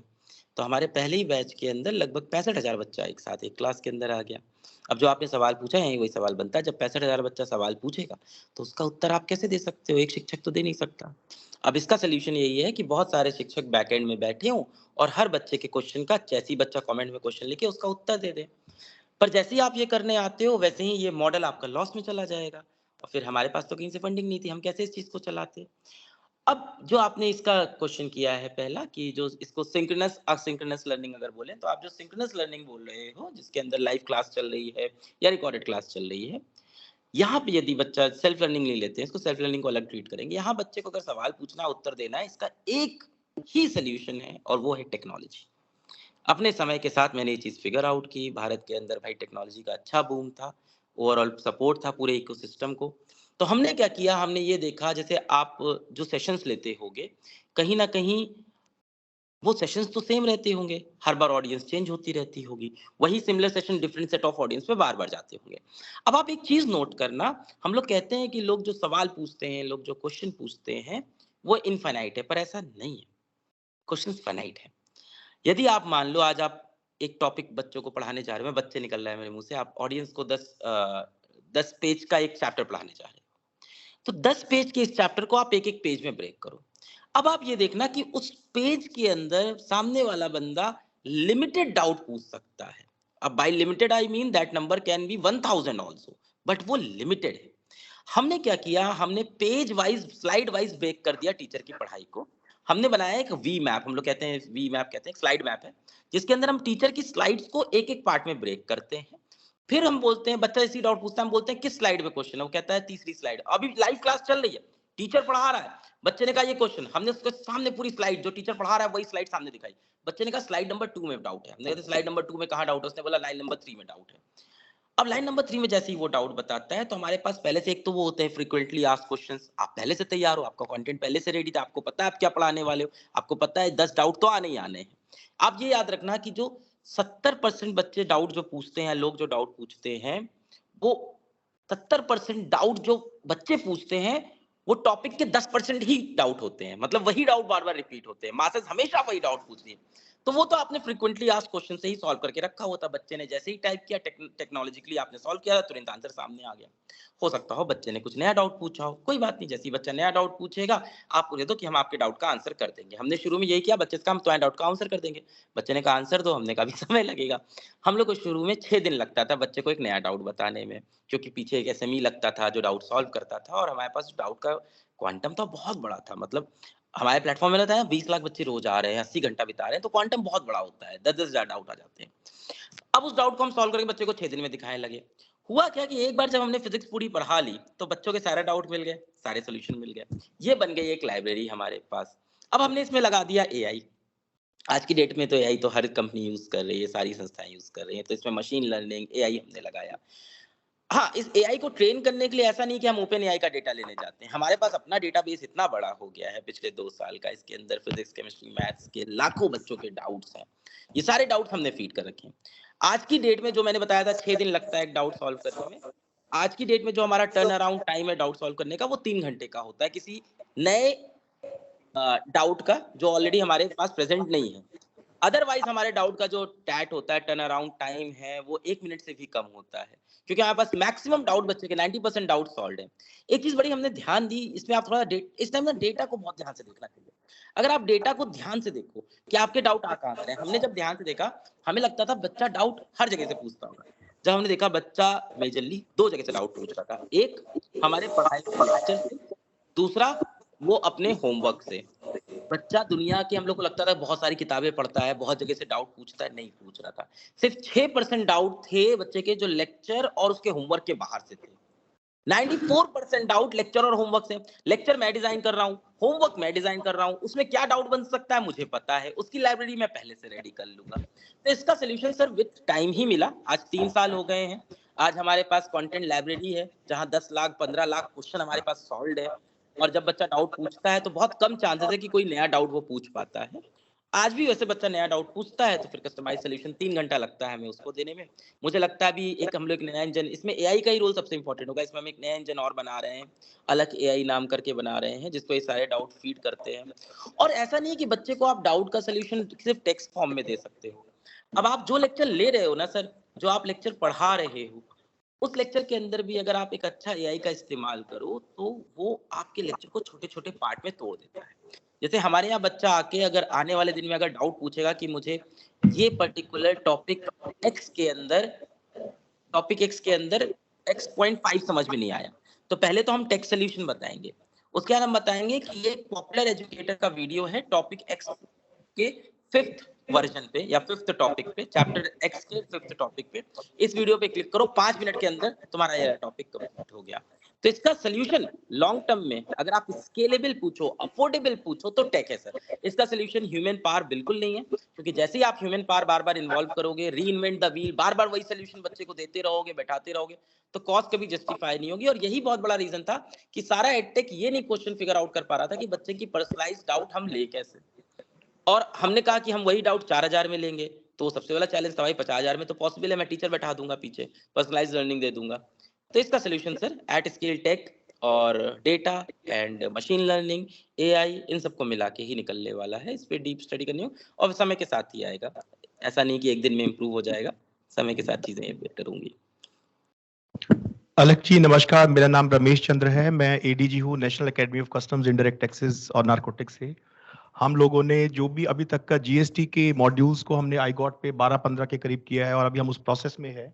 मेरा सवाल मिलता जुलता है, वो है इंस्ट्रक्शनल डिजाइन एजेंसी के साथ में जब हम कोऑर्डिनेशन करते हैं तो क्या हमारा जो कंटेंट है वो सेल्फ सफिशिएंट होना चाहिए, क्योंकि हमारा कंटेंट भी 7-8 घंटे में जा रहा था, उसको हमने एक ही रजिस्ट्रेशन या जीएसटी रिफंड वगैरह का था, मॉड्यूल्स को हमने भागों में बांटा, लेकिन वो सेल्फ कंटेंट नोट नहीं आ रहा था। तो कितने हद तक ये उसको सिंप्लीफाई कैसे करें? जीएसटी जैसा विषय है, हम चाहते हैं कि वो, जैसे आपने केमिस्ट्री का एग्जांपल दिया कि जितना हम उसके अंदर बेसिक लेवल पे जाते हैं तब हम आम आदमी की तरह से, या जो हमारे बच्चे हैं जो बच्चों की तरह से लर्न करना चाहते हैं, तो वो दूसरी मिनिस्ट्री है, उनको जीएसटी का आइडिया नहीं है, तो उसको हम किस तरीके से उसको आसान कंटेंट बनाएं, क्या उसके अंदर क्रॉस रेफरेंसिंग हो, वो खुद भी पढ़े। कितना, जैसे आज मॉर्निंग का लेक्चर था श्रीनिवास साहब ने जो हमें दिया, उसमें बताया कि प्री लर्निंग करके आएगा बच्चा या जो स्टूडेंट होगा, जो भी कंज्यूमर होंगे, तो वो प्री लर्निंग कितना करके आए और वो कितना हमारे उससे सीखे, कितना होमवर्क का उसके अंदर कंटेंट का वो हो। और मैं आपको बहुत बहुत बधाई देना चाहूंगा कि आपने ज्ञान के कोश को अलग से लख बना दिया, जो कि अदृश्य था, आपके नाम के साथ जोड़ रहा हूं, और उसको आप हमारे देखने के क्षेत्र में लेके आए। Thank you. धन्यवाद sir. Respected sir, with very good intent and with all positivity, मैंने जितना भी भारत की ऑडियंस को समझा है, और इतनी सारी ऑडियंस हर रोज आती है, प्री लर्निंग बहुत मुश्किल है। यहाँ पे लोगों के अंदर खुद से पढ़ने का मोटिवेशन बहुत कम है, और इसीलिए आप देखो सेल्फ पेस लर्निंग भी बहुत ज्यादा वर्क इसलिए नहीं करती है। हम दोनों मॉडल ट्राई करते हैं हमेशा, एक सिंक्रोनस एक एसिंक्रोनस। सेल्फ पेस लर्निंग पे हमने एक बड़ा एक्सपेरिमेंट किया इस साल, एक बहुत अच्छा प्रोजेक्ट बनाया, बहुत इंटरैक्टिव कंटेंट बनाया और बड़ी मेहनत लगी उस पर। कुछ हमारे 1.5-2 करोड़ रुपए भी खर्चे हो गए, पर वो प्रोजेक्ट बहुत सक्सेसफुल नहीं हुआ, जबकि वो हमारी लाइव क्लासेस से भी ज़्यादा बढ़िया था, बहुत इंटरैक्टिव था, बट वो नहीं चला। और इसलिए मुझे लगता है कि ये प्री लर्निंग वाला कॉन्सेप्ट शायद हमें, जब मैं पूरे टाइम यही बात कर रहा था, आप मान के चलो कि सामने वाला पढ़ के नहीं आया है। अब आपने जैसे जीएसटी जैसे टॉपिक का रेफरेंस दिया, मुझे लगता है जितना ज़्यादा हम चीज़ों के बंधन से जितना निकलेंगे, उतना आसानी से चीज़ों को समझा पाएंगे। कई बार क्या होता है, मैं क्लास के अंदर इलेक्ट्रोमैग्नेटिक इंडक्शन समझा रहा होता हूँ। अब इलेक्ट्रोमैग्नेटिक इंडक्शन बड़ा ही कठिन टॉपिक हो जाता है और समझाने में इसको बड़ी दिक्कत हो जाती है। फिर मैं चला जाता हूँ बच्चों के स्कूल पे और मैं बाधाओं को तोड़ के एग्जाम्पल देना शुरू कर देता हूँ कि इलेक्ट्रोमैग्नेटिक इंडक्शन कैसे काम करता है। कि जब आप मैग्नेट को पास लाते हो तो इस कॉइल में ऐसा पोल बनता है कि वो मैग्नेट को रिपेल करे, और जब मैग्नेट को दूर लाते हो तो कॉइल में ऐसा यहाँ पे पोलैरिटी क्रिएट होती है कि मैग्नेट को अट्रैक्ट करे। बहुत मुश्किल था समझना। मैं इसको ऐसे बोलता हूँ, जैसे कॉलेज के अंदर आप जाते हो तो जब आप अपनी महिला मित्रों के ज़्यादा क्लोज जाते हो तो वो ऐसा बिहेव करती हैं कि आप उनसे दूर चले जाओ, और जब आप उनसे दूर जाने की कोशिश करते हो तो वो ऐसा बिहेव करती हैं, दूर क्यों जा रहे हो, आके मुझसे बात कर लो। तो एक कॉमन भाषा में कुछ कॉमन एग्जाम्पल से जब हम लोग बात करना स्टार्ट करते हैं, बाउंड्रीज को तोड़ते हैं, तो लोगों को इंटरेस्ट आ जाता है। और आज मैं बता रहा हूँ, भारत के अंदर कुछ नहीं तो कम से कम 20 लाख बच्चा होगा जो इलेक्ट्रोमैग्नेटिक रेडिएशन को इसी भाषा में समझ के बैठा होगा और उसको क्लियर होगा। अब वो भूलने वाला नहीं है इसको अपने जिंदगी भर, उसे हमेशा याद रहेगा कि हाँ भाई यहाँ कौन सा पोल बनेगा, अपोजिट बना देते हैं ताकि दूर चला जाए। तो मुझे लगता है इन बेड़ियों को, इन बाउंड्रीज को तोड़ के करंट जनरेशन जैसे समझ रही है, मीम का इस्तेमाल, मैंने मीम का इस्तेमाल भी खूब किया है पढ़ाते वक्त, हमारे यहाँ शिक्षक भी करते हैं, पूरे टेक में चलता है। मैं ये मानता हूँ उसकी एक बाउंड्री होनी चाहिए, ऐसा भी नहीं कि आप सारी हदें तोड़ दो, एक रिस्पेक्ट होनी चाहिए as a teacher. But generation जिस तरह से समझना चाह रही है उस तरह से उसको समझाना चाहिए, और प्री लर्निंग से आगे निकल के। और कई बार आप ऐसा भी कर सकते हैं, कई बार हम लोग क्या करते हैं कि बहुत टफ टर्म्स को भी समझाने की कोशिश कर रहे होते हैं, आप उनको छोड़ सकते हैं, आप डाल सकते हैं ऑप्शनल लर्निंग के अंदर, या कोई चीज आपको लग रही है बहुत टफ है तो आप उसको ऑप्शनल लर्निंग में डाल सकते हैं, आने वाले चैप्टर में डाल सकते हैं। जैसे आप इसमें मैं डेटा आपको बताता हूँ कि अगर मान लेते हैं हमारे यहाँ किसी चैप्टर में 5 वीडियो हैं, तो हमारे पास एक बैरियर होता है 40% का। 10 वीडियो मान लेते हैं तो 40% का बैरियर है। कहने का मतलब अगर बच्चे ने 4 वीडियो देख लिए तो वो दस्तक देखता है। ये हमने देखा, मतलब ये बड़ा अच्छा हमारे पास डेटा आया। 40% का एक मतलब बैरियर होता है कि अगर बच्चे ने 40% कंटेंट कंज्यूम कर लिया, और ये मास बिहेवियर है, मेरे पास डेटा है, इफ यू वांट आप हमें मेल करिएगा सर, हम कनेक्ट कर लेंगे, आपको शेयर करेंगे। अगर बच्चे ने 40% कंटेंट कंज्यूम किया है तो प्रोबेबिलिटी बहुत हाई है कि वो 100% की तरफ अब भागेगा। मतलब जो उसका सबसे बड़ा ब्रेकिंग पॉइंट है वो 40% से पहले होता है, 40 के बाद ब्रेकिंग पॉइंट बहुत मुश्किल से आने वाला है, फिर वो कंटेंट कंज्यूम।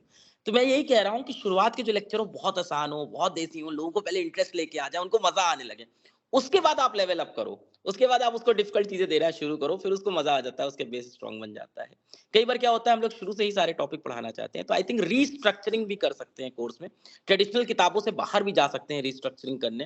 ट्रेडिशनल किताब में कोई चैप्टर 1 है, चैप्टर 2, आप अपने हिसाब से उसको रिस्ट्रक्चर करो, पहले वो मजेदार चीजें बताओ, एप्लीकेशन आप लोगों को बता सकते हो चीजों का कि ऐसे होता है, और बाद में टफ चीजों को हम लोग लेना शुरू करें तो लोग ड्रॉप नहीं होते हैं। और बस यही सर, मेरे पास थोड़ा बहुत जो एक्सपीरियंस थे इसी के अराउंड यही था। अलग जी नमस्कार, मेरा नाम प्रकाश कुमार है और मैं अभिषेक जी का कलीग रहा हूं सरकार में। आजकल मैं एआई, मशीन लर्निंग वगैरह गवर्नमेंट ऑफिशियल्स को पढ़ाते हैं, टफ टॉपिक, और लोग अलग अलग तरह के इसमें होते हैं। हमारा जो मेन एम है, एक तो है कि उनको बिजनेस लेवल अंडरस्टैंडिंग देनी, और दूसरा एम ये है कि वो उसको इस्तेमाल करना शुरू करें, मतलब अपने यहाँ कोशिश करें कि हम इसको अपने यहाँ अपनी प्रोजेक्ट्स में कहाँ इसको लगा सकते हैं।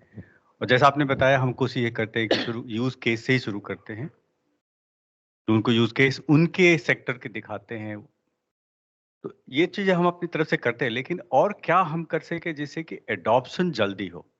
समझाने वाली बात तो लोग समझ गए, लेकिन अब उसको एक्चुअल इम्प्लीमेंट करना उनके लाइफ में, और ये आपके क्लास के बच्चों से थोड़ा डिफरेंट है। उसके लिए तो है कि भाई एग्जाम पास करना है। हमारे यहाँ मेरी जो ऑब्जेक्टिव ये है कि हम उसको कन्वर्ट कर सकें, जिससे कि वो कहे कि हाँ ये चीज तो मुझे अच्छी लगी, और मेरी जो पेन पॉइंट है उसको ये शायद ये, मान लीजिए मैं एक डिस्ट्रिक्ट कलेक्टर हूँ और मेरे पास दिन में 500 ये आते हैं, पिटीशंस आती है। अब मुझे उसी को मैनेज करना है कि मैं कैसे इसको मैनेज करूँ जिससे कि सबकी रिप्लाई भी हो जाए टाइम से, और कैटेगराइजेशन हो जाए, 10 तरह की चीजें हैं, लोग सेटिस्फेक्शन लेवल लोगों का बढ़े।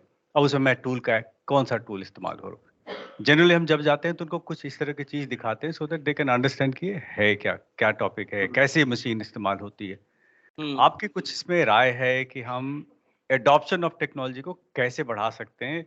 कोशिश हमारी, क्योंकि हमारा मेन एम वही है।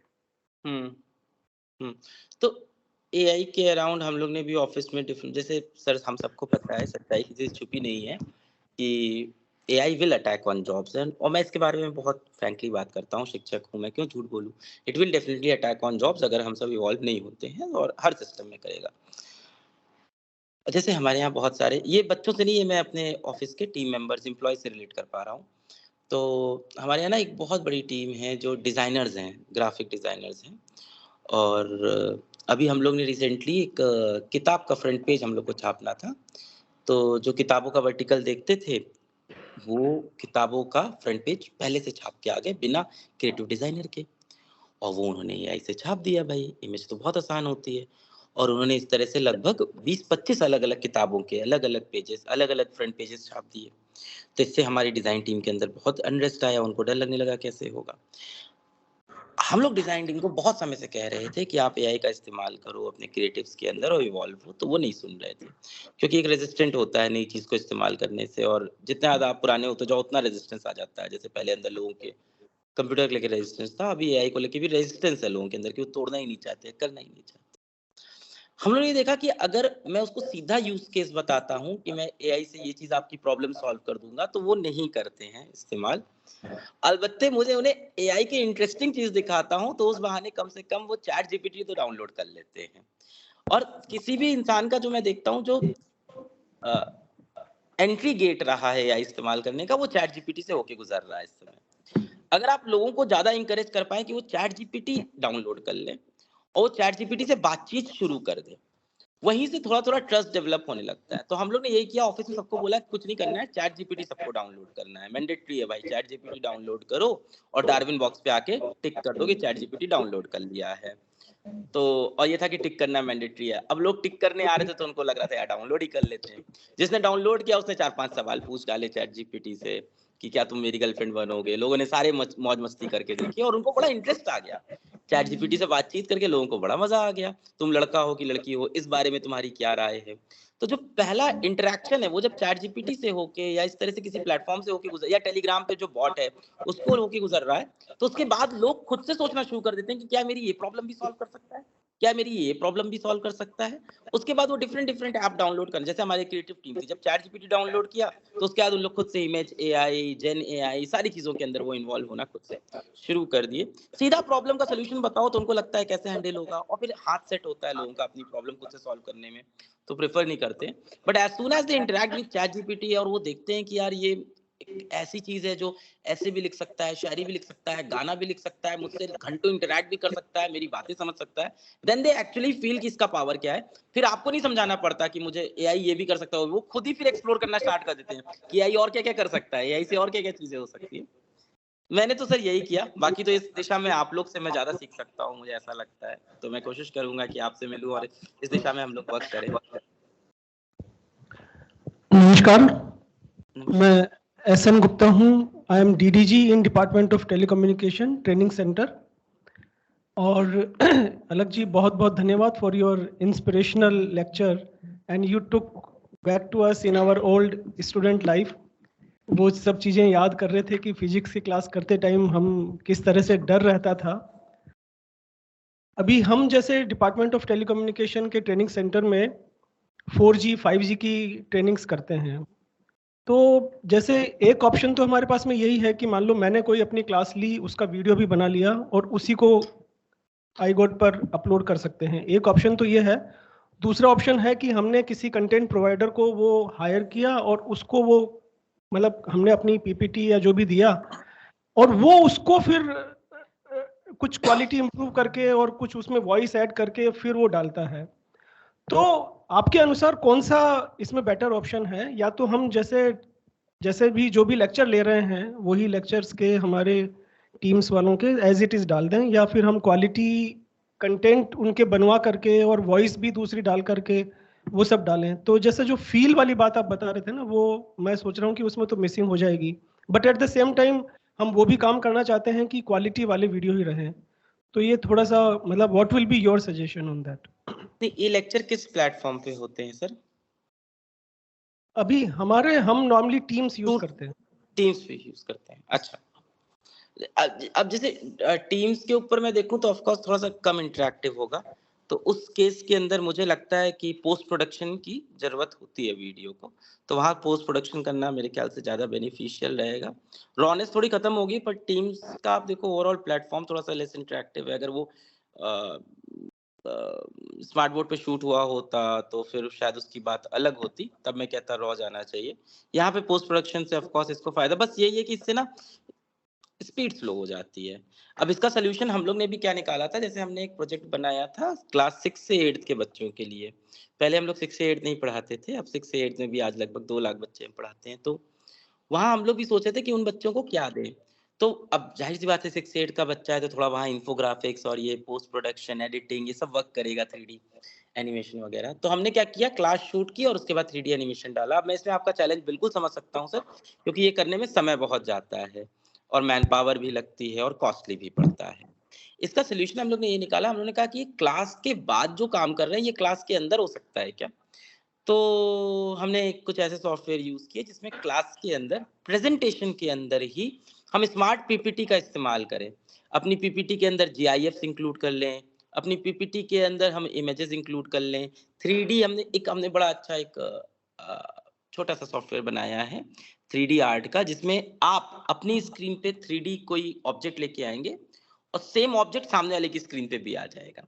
तो आप जब उस ऑब्जेक्ट को 3D में यूं घुमा रहे होंगे तो सामने वाला भी अपनी स्क्रीन पे उस ऑब्जेक्ट घुमा के उसको 360 डिग्री रोटेट करके कहीं से भी देख सकता है। इस तरह की छोटी छोटी चीज डाली जिससे स्केल ज्यादा तेजी से हो पाया। पोस्ट प्रोडक्शन के अंदर हमेशा स्केल का चैलेंज रहता है, बट क्वालिटी बहुत अच्छी, वो एक कॉम्प्रोमाइज होता है कि इधर यू टेक स्पीड और यू टेक क्वालिटी। तो मतलब इधर यू टेक कॉस्ट और यू टेक स्पीड, तो वो चैलेंज होता है। उसमें से हमने हमेशा स्पीड को ही प्रेफर किया क्योंकि ऑफ कोर्स वो कॉस्ट इफेक्टिव था और ज्यादा इंटरेक्टिव, वो वीडियो ज्यादा अच्छे बन के आए हम लोग ने जो बाद में बनाए। क्रिएटिव्स बहुत बोरिंग लगते हैं एक्चुअली। Exactly. इस पे इस पे मैंने पूरा सेशन लिया था अपने ऑफिस में इसके अराउंड। तो हुआ क्या कि जब ऑर्गेनाइजेशन बहुत छोटी थी तो सारे क्रिएटिव मैं खुद बैठ के कैनवास करके, एक प्लेटफॉर्म है ऑनलाइन, वहाँ खुद बनाता था बैठ के। पहले तो पेंट पे बनाता था, फिर कैनवास पे सीखा, हाथ चलाना मैं बनाने लगा। और मैं जब पोस्ट बनाता था बड़ा अच्छा इंटरेक्शन होता था, उस पर 1-1 लाख लोग लाइक करके जा रहे थे। फिर क्या हुआ, टीम बड़ी होने लगी तो फिर और लोग भी बनाने लग गए। फिर तो मतलब पूरी टीम ही बन गई, डिजाइनर्स आ गए। फिर मैंने देखा ना कि मेरे पोस्ट के अंदर रॉनेस खत्म होने लग गई। अब जो क्रिएटिव डिजाइनर बना रहे हैं वो एक कमर्शियल फील हो रहा था। आप ये समझना कि जो जनता है ना, जनता किसी भी संस्था से, किसी भी कंपनी से, किसी भी ऑर्गेनाइजेशन से कभी रिलेट नहीं कर पाती। People only relate with people. तो उसको ना हमेशा मैं वही ह्यूमन टच बता रहा था, उसको ह्यूमन टच बहुत चाहिए होता है। तो फिर एक दिन मैंने पूरा सेशन लिया, उसके अंदर मैं बहुत छोटी छोटी बातें बता रहा था। एक तो क्या हुआ ना कि marketing has us chasing fantasies quotes that we just can not drop. हमारे अंदर इतना फैंटेसीज कोट्स इतने भर गए, इतने सुन लिए हैं, और उसी को हम बार बार दोहराते रहते हैं, which Gen Z doesn't like at all. For example, एक पे एक फ्री ले लो, डबल धमाका हो गया, never heard before, something new is coming, big surprise is happening. ये सारी चीजें इतनी घिस चुकी है ना, जितना आप इसको इस्तेमाल करते हो उतना वो चीजें अब वर्क नहीं करती। और कई बार हम सोचते हैं हम लोग कूल बनने के लिए ऐसा कुछ लिखते हैं, कुछ ऐसा कूल स्टेटमेंट लिखते हैं जो लोगों से रिलेट करेगा। Actually Gen Z has gone back. अब उसको और ज्यादा रिलेटेबल, और ज्यादा देसी, और ज्यादा भारतीय चीज अब उसको रिलेट करने लग गई है। फॉर एग्जाम्पल, मैं आज के सेशन में इसीलिए आ नहीं पाया, मैं वृंदावन ट्रैवल कर रहा था, बड़ी मुश्किल से मुझे वक्त मिला था और मेरे पास सूचना नहीं थी। तो कल हमारे यहाँ ऑर्गेनाइजेशन में एक बड़ा अच्छा दिवाली फेस्टिवल का एक वीडियो गया था, बच्चे कह रहे थे अलग सर इसमें नहीं दिखे। तो मैंने अपनी कम्युनिटी में अपनी एक फोटो डाली जिसके अंदर मैं बहुत आम सा दिख रहा हूँ, मैंने राधे राधे पहन रखा है, और वहां मैंने लिखा राधे राधे बच्चों, मैं यहाँ आया हूँ, इस कारण से नहीं आ पाया। और बच्चों को इतना अच्छा लगा वो लिखा हुआ। अब वहीं पे मैं लिखता, I am so sorry kids, I couldn't come today and we'll meet soon, और मैं शॉर्ट में निपटाने की कोशिश करता। People don't relate with it. एक बहुत सिंपल क्लियर सजेशन है, अगर आपके क्रिएटिव के अंदर एक ह्यूमन इमेज होगा, and by human image I actually mean a human face, तो हम लोग जब बहुत सारे थंबनेल्स बनाते हैं, थंबनेल्स बहुत सारे क्रिएटिव्स बनाते हैं, आप समझ रहे होंगे, बहुत सारे वीडियो के कवर बनाते हैं, सो वी हैव डिस्कवर्ड कि जहां जहां ह्यूमन फेस होता है उसका क्लिक थ्रू रेट, CTR बहुत हाई होता है। तो ह्यूमन फेस से लोग बहुत रिलेट करते हैं। तो एक ह्यूमन फेस होना, और उसके अंदर जेनरिक बातें होना, और कंटेंट कम होना सबसे ज्यादा इंपॉर्टेंट है। और ये देखना कि एक आम इंसान ने उसको लिख दिया है, बस एक आम तरीके से। मैं आपको एक मिसाल देता हूं कि मान लो आपके सामने 2 ग्रीटिंग कार्ड अभी मैं दूं, एक बहुत वेल प्रिंटेड हो, एक हाथ से बनाया हो। आप हाथ से बनाया वाले को तुरंत उठा के देखना स्टार्ट कर दोगे, क्योंकि आपको लगता है कि इंसान ने मेहनत की है, किसी व्यक्ति ने बनाया हुआ है। और दूसरा वाला कार्ड आपको लगता है किसी ऑर्गेनाइजेशन ने, कंपनी ने बनाया है। लोग कंपनी पसंद नहीं करते, लोग पर्सनलाइज बहुत पसंद करते हैं। तो जितना रॉ बनाओगे आप, जितना आराम से लिख दोगे उसको, उतना ज्यादा लोग उससे रिलेट करते हैं। कॉमन हैक आई यूज समटाइम्स, मैं पहले बहुत यूज करता था, गलत स्पेलिंग लिख देना। अब as soon as you write a wrong spelling, everyone will come and tell you that the spelling is wrong, और वो स्पेलिंग रॉन्ग करने के चक्कर में वो पढ़ जाते हैं कि अंदर क्या लिखा हुआ है। तो ये बहुत वक्त कर जाता है कि आप गलत स्पेलिंग लिख के चले जाओ किसी कॉमन चीज की, थोड़ी सी इंग्लिश आप गलत लिख दो कहीं पे, लोग आ जाएंगे इंग्लिश सही करने, और उसी बहाने वो आपका पोस्ट जरूर पढ़ के जाएंगे और उसकी मीनिंग पढ़ के जाएंगे। फिर बाद में आपको डिफेंड करने वाले लोग भी आ जाते हैं कि इंग्लिश में क्या है, देखो अंदर क्या लिखा है, कितनी इंपॉर्टेंट बात है। तो ये छोटे छोटे इस तरह की चीजें हम लोग करते हैं ma'am. Thank you, Alakji. I'll quickly, quick announcement. If there is anyone online, यहाँ पे हम देख रहे, from the iGot family, a lot of people are there. If anyone wants to ask question, आप please raise your hand on Teams and we will let you speak.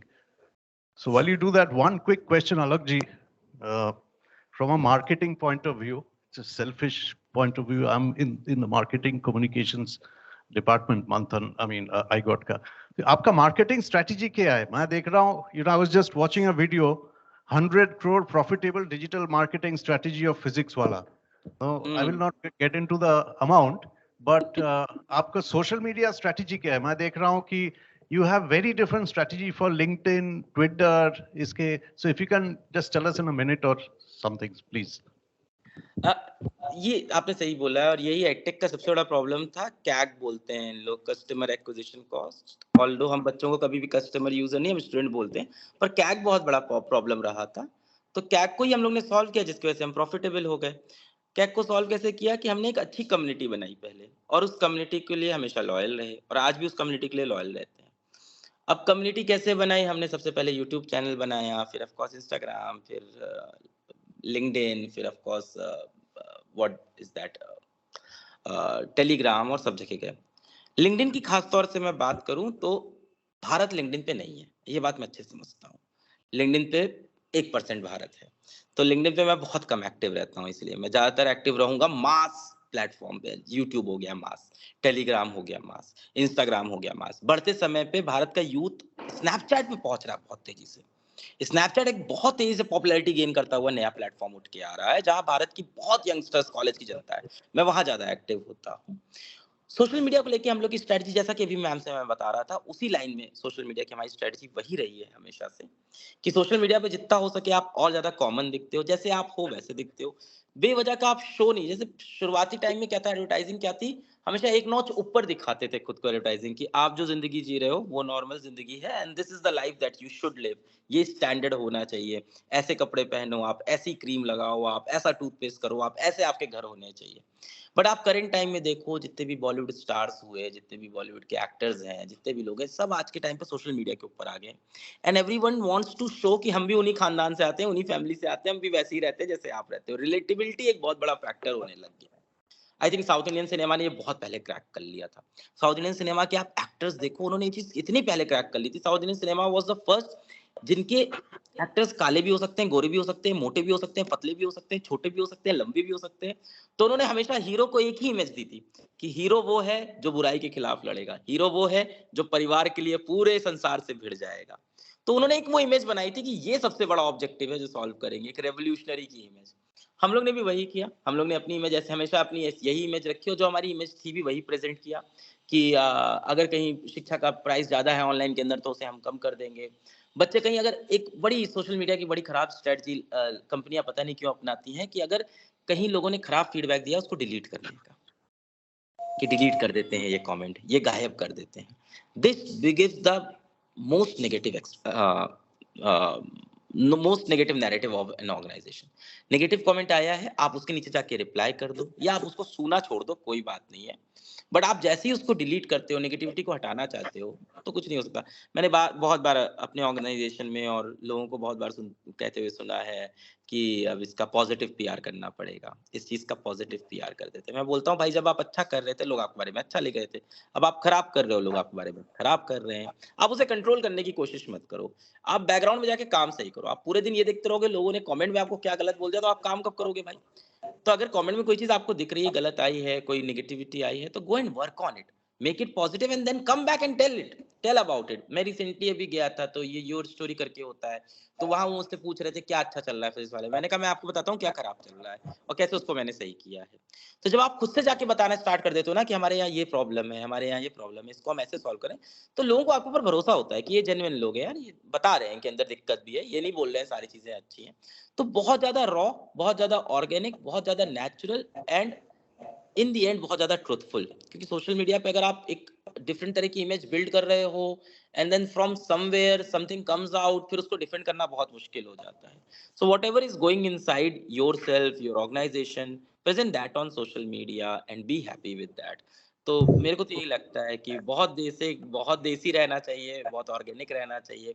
बहुत जैसे LinkedIn के ऊपर मैं आया तो अब संस्था हमारी भी बड़ी हो गई, तो कुछ लोग आ गए ब्रांडिंग के, पीआर के, तो कुछ सर मैडम लोग आ गए, वो मुझसे बोले सर लिंक्डइन पे ना थोड़े आपके टाइप के लोग नहीं है, थोड़ा इसके ऊपर ना ऐसे इंग्लिश लिखी जाती है इस तरह की थोड़ी टफ वाली। मैंने कहा ठीक है आप ही लोग लिख लो, इससे तो नहीं हो पाएगा। तो उन्होंने लिखी, ऐसा नहीं है मेरी इंग्लिश ठीक है, इतनी खराब नहीं है, तो उन्होंने लिख दिया। खैर वो होते भारी भारी वर्ड, तो वो कहे देखो सर कितना अच्छा परफॉर्म कर रहा है, इतने हजार लोग ने देख लिया, इतने लोग ने लिख लिया। फिर मदर्स डे आया, मैंने कहा मदर्स डे पे तो मैं लिखूंगा अपनी माँ के लिए, अब ये आप मत मुझसे छीनो, ये मुझे लिखने दो। फिर मदर्स डे पे मैंने लिखा, और मैंने लिख दिया हिंदी इंग्लिश सब मिला के लिख दिया मुझे जो मन के, और वो मेरी मोस्ट परफॉर्मिंग पोस्ट मेरी वही बन गई। अब सबको समझ में आ गया, तो सबने कहा कि नहीं यार मतलब सही है, जो आप हो आप वही बने रहो, don't give your account to someone else, don't pretend to be someone else. LinkedIn के ऊपर मैंने देखा है लोग लिंक्डइन प्लेटफॉर्म के ऊपर छोटी चीज करते हैं, उसको बहुत बड़ा चढ़ा के लिखते हैं, उसको नॉर्मली लिख दो, खत्म कर दो. But what I have seen, लोगों को लगता है कि लिंक्डइन बहुत प्रोफेशनल है, यहाँ इमोशंस वर्क नहीं करते, but the case is opposite. Human beings are emotional only, ऐसा प्रोफेशनल नहीं है. लिंक्डइन के ऊपर भी मेरे जो टॉप परफॉर्मिंग पोस्ट हुए हैं हमेशा वही हुए हैं जहां मैंने अपना इमोशनल फैक्टर बताया है कि मैं इन बच्चों के बीच में, गरीब बच्चों के बीच में गया, क्यों गया, मेरी पिछली लाइफ में क्या इसका अहमियत थी और मैं क्यों जाके ये करता हूँ, तो वो ज्यादा वर्क करता है. And same goes with social media, it's all emotional but logical as well. ऐसा नहीं है कि इलॉजिकल चीजें आप यहाँ करोगे. एक और चीज जो बहुत ज्यादा इंपॉर्टेंट है सोशल मीडिया में, what you want, you have to decide. You want virality, you want positivity. दोनों चीजें एक साथ जब मिलती हैं तो बहुत टफ हो जाता है. आप जितने भी बहुत ज्यादा वायरल लोगों को देखोगे उनके साथ एक बहुत बड़ी नेगेटिविटी अटैच रहती है, और जितने भी आप पॉजिटिव लोग को देखोगे वो कम वायरल होते हैं. तो आए दिन आप देखते हो लोग रातों रात वायरल होते हैं, बहुत नाम होता है, और एक हफ्ते के अंदर आप देखोगे उनके खिलाफ एक से एक न्यूज आनी स्टार्ट हो जाती है, फिर नेगेटिविटी स्टार्ट हो जाती है. तो I think virality can be a goal, but it should always be a goal of long term. किसी को ये गोल नहीं रखना चाहिए कि सोशल मीडिया मेरा तुरंत वायरल है. लॉन्ग टर्म में आप वायरल करते हो तो आपके पास एक बेस आता है, एक लॉयल ऑडियंस आती है जो आप पे ट्रस्ट करती है, जो आपका साथ नहीं छोड़ेगी, और उनके साथ आप बिल्ड करते हो. जब आप रातों रात वायरल होते हो तो आपको अनइक्वेटेड कहीं से एक नई ऑडियंस मिलती है जो बहुत दिन आपका साथ नहीं देने वाली है. तो आपने देखा है वायरल तो कितने ही लोग हैं, मैं नाम नहीं लूंगा, कितने ही लोग हैं, किन किन रीजन से, किन किन वजहों से वायरल हो रखे हैं, पर आप उनको सामने मिलोगे, आप उनको हाथ भी नहीं मिलाओगे, मतलब आप उनसे बात भी नहीं करोगे, because you know that that's not educated India. So getting viral for the right reason is also very important. और ये मैं बच्चों को भी बहुत समझाता हूँ, आजकल बड़ा पैटर्न आ गया है कि रील पे नाच दे, ये कर दे, वो कर दे. तो मैं उनको यही समझाता हूँ कि मान लो आपकी वीडियो पे बेटा 1 मिलियन व्यूज आ भी गए, 10 मिलियन व्यूज आ भी गए, आपको क्या लगता है रोड पे कोई आपको देखेगा तो आपको देख के सल्यूट करेगा कि आपको देख के आपका मजाक उड़ाएगा? आप ये सोच लो बस. तो अगर आपको देख के वो हंसने लगा, मजाक उड़ाने लगा, तो इस रील से कोई फायदा थोड़ी हो रहा है. इनफैक्ट आप गलत चीजों के लिए वायरल हो गए. अब आप जीवन में कुछ अच्छा भी करोगे, लोग यही याद रखेंगे आपका. So getting viral for the right reason is also very important. So यही सब है सर मेरे पास छोटी चीजें. Thank you sir. आप एक तो पोस्ट हम कर रहे हैं अभी from Karmayogi, we will tag you and we hope you will retweet us sir.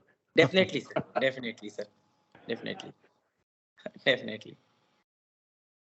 बहुत धन्यवाद सर यहाँ बुलाने के लिए. Alak, there is a question to you from me, online audience. I don't know that I'm permitted. No, Chair, this will be the last question before we thank Alak for his time.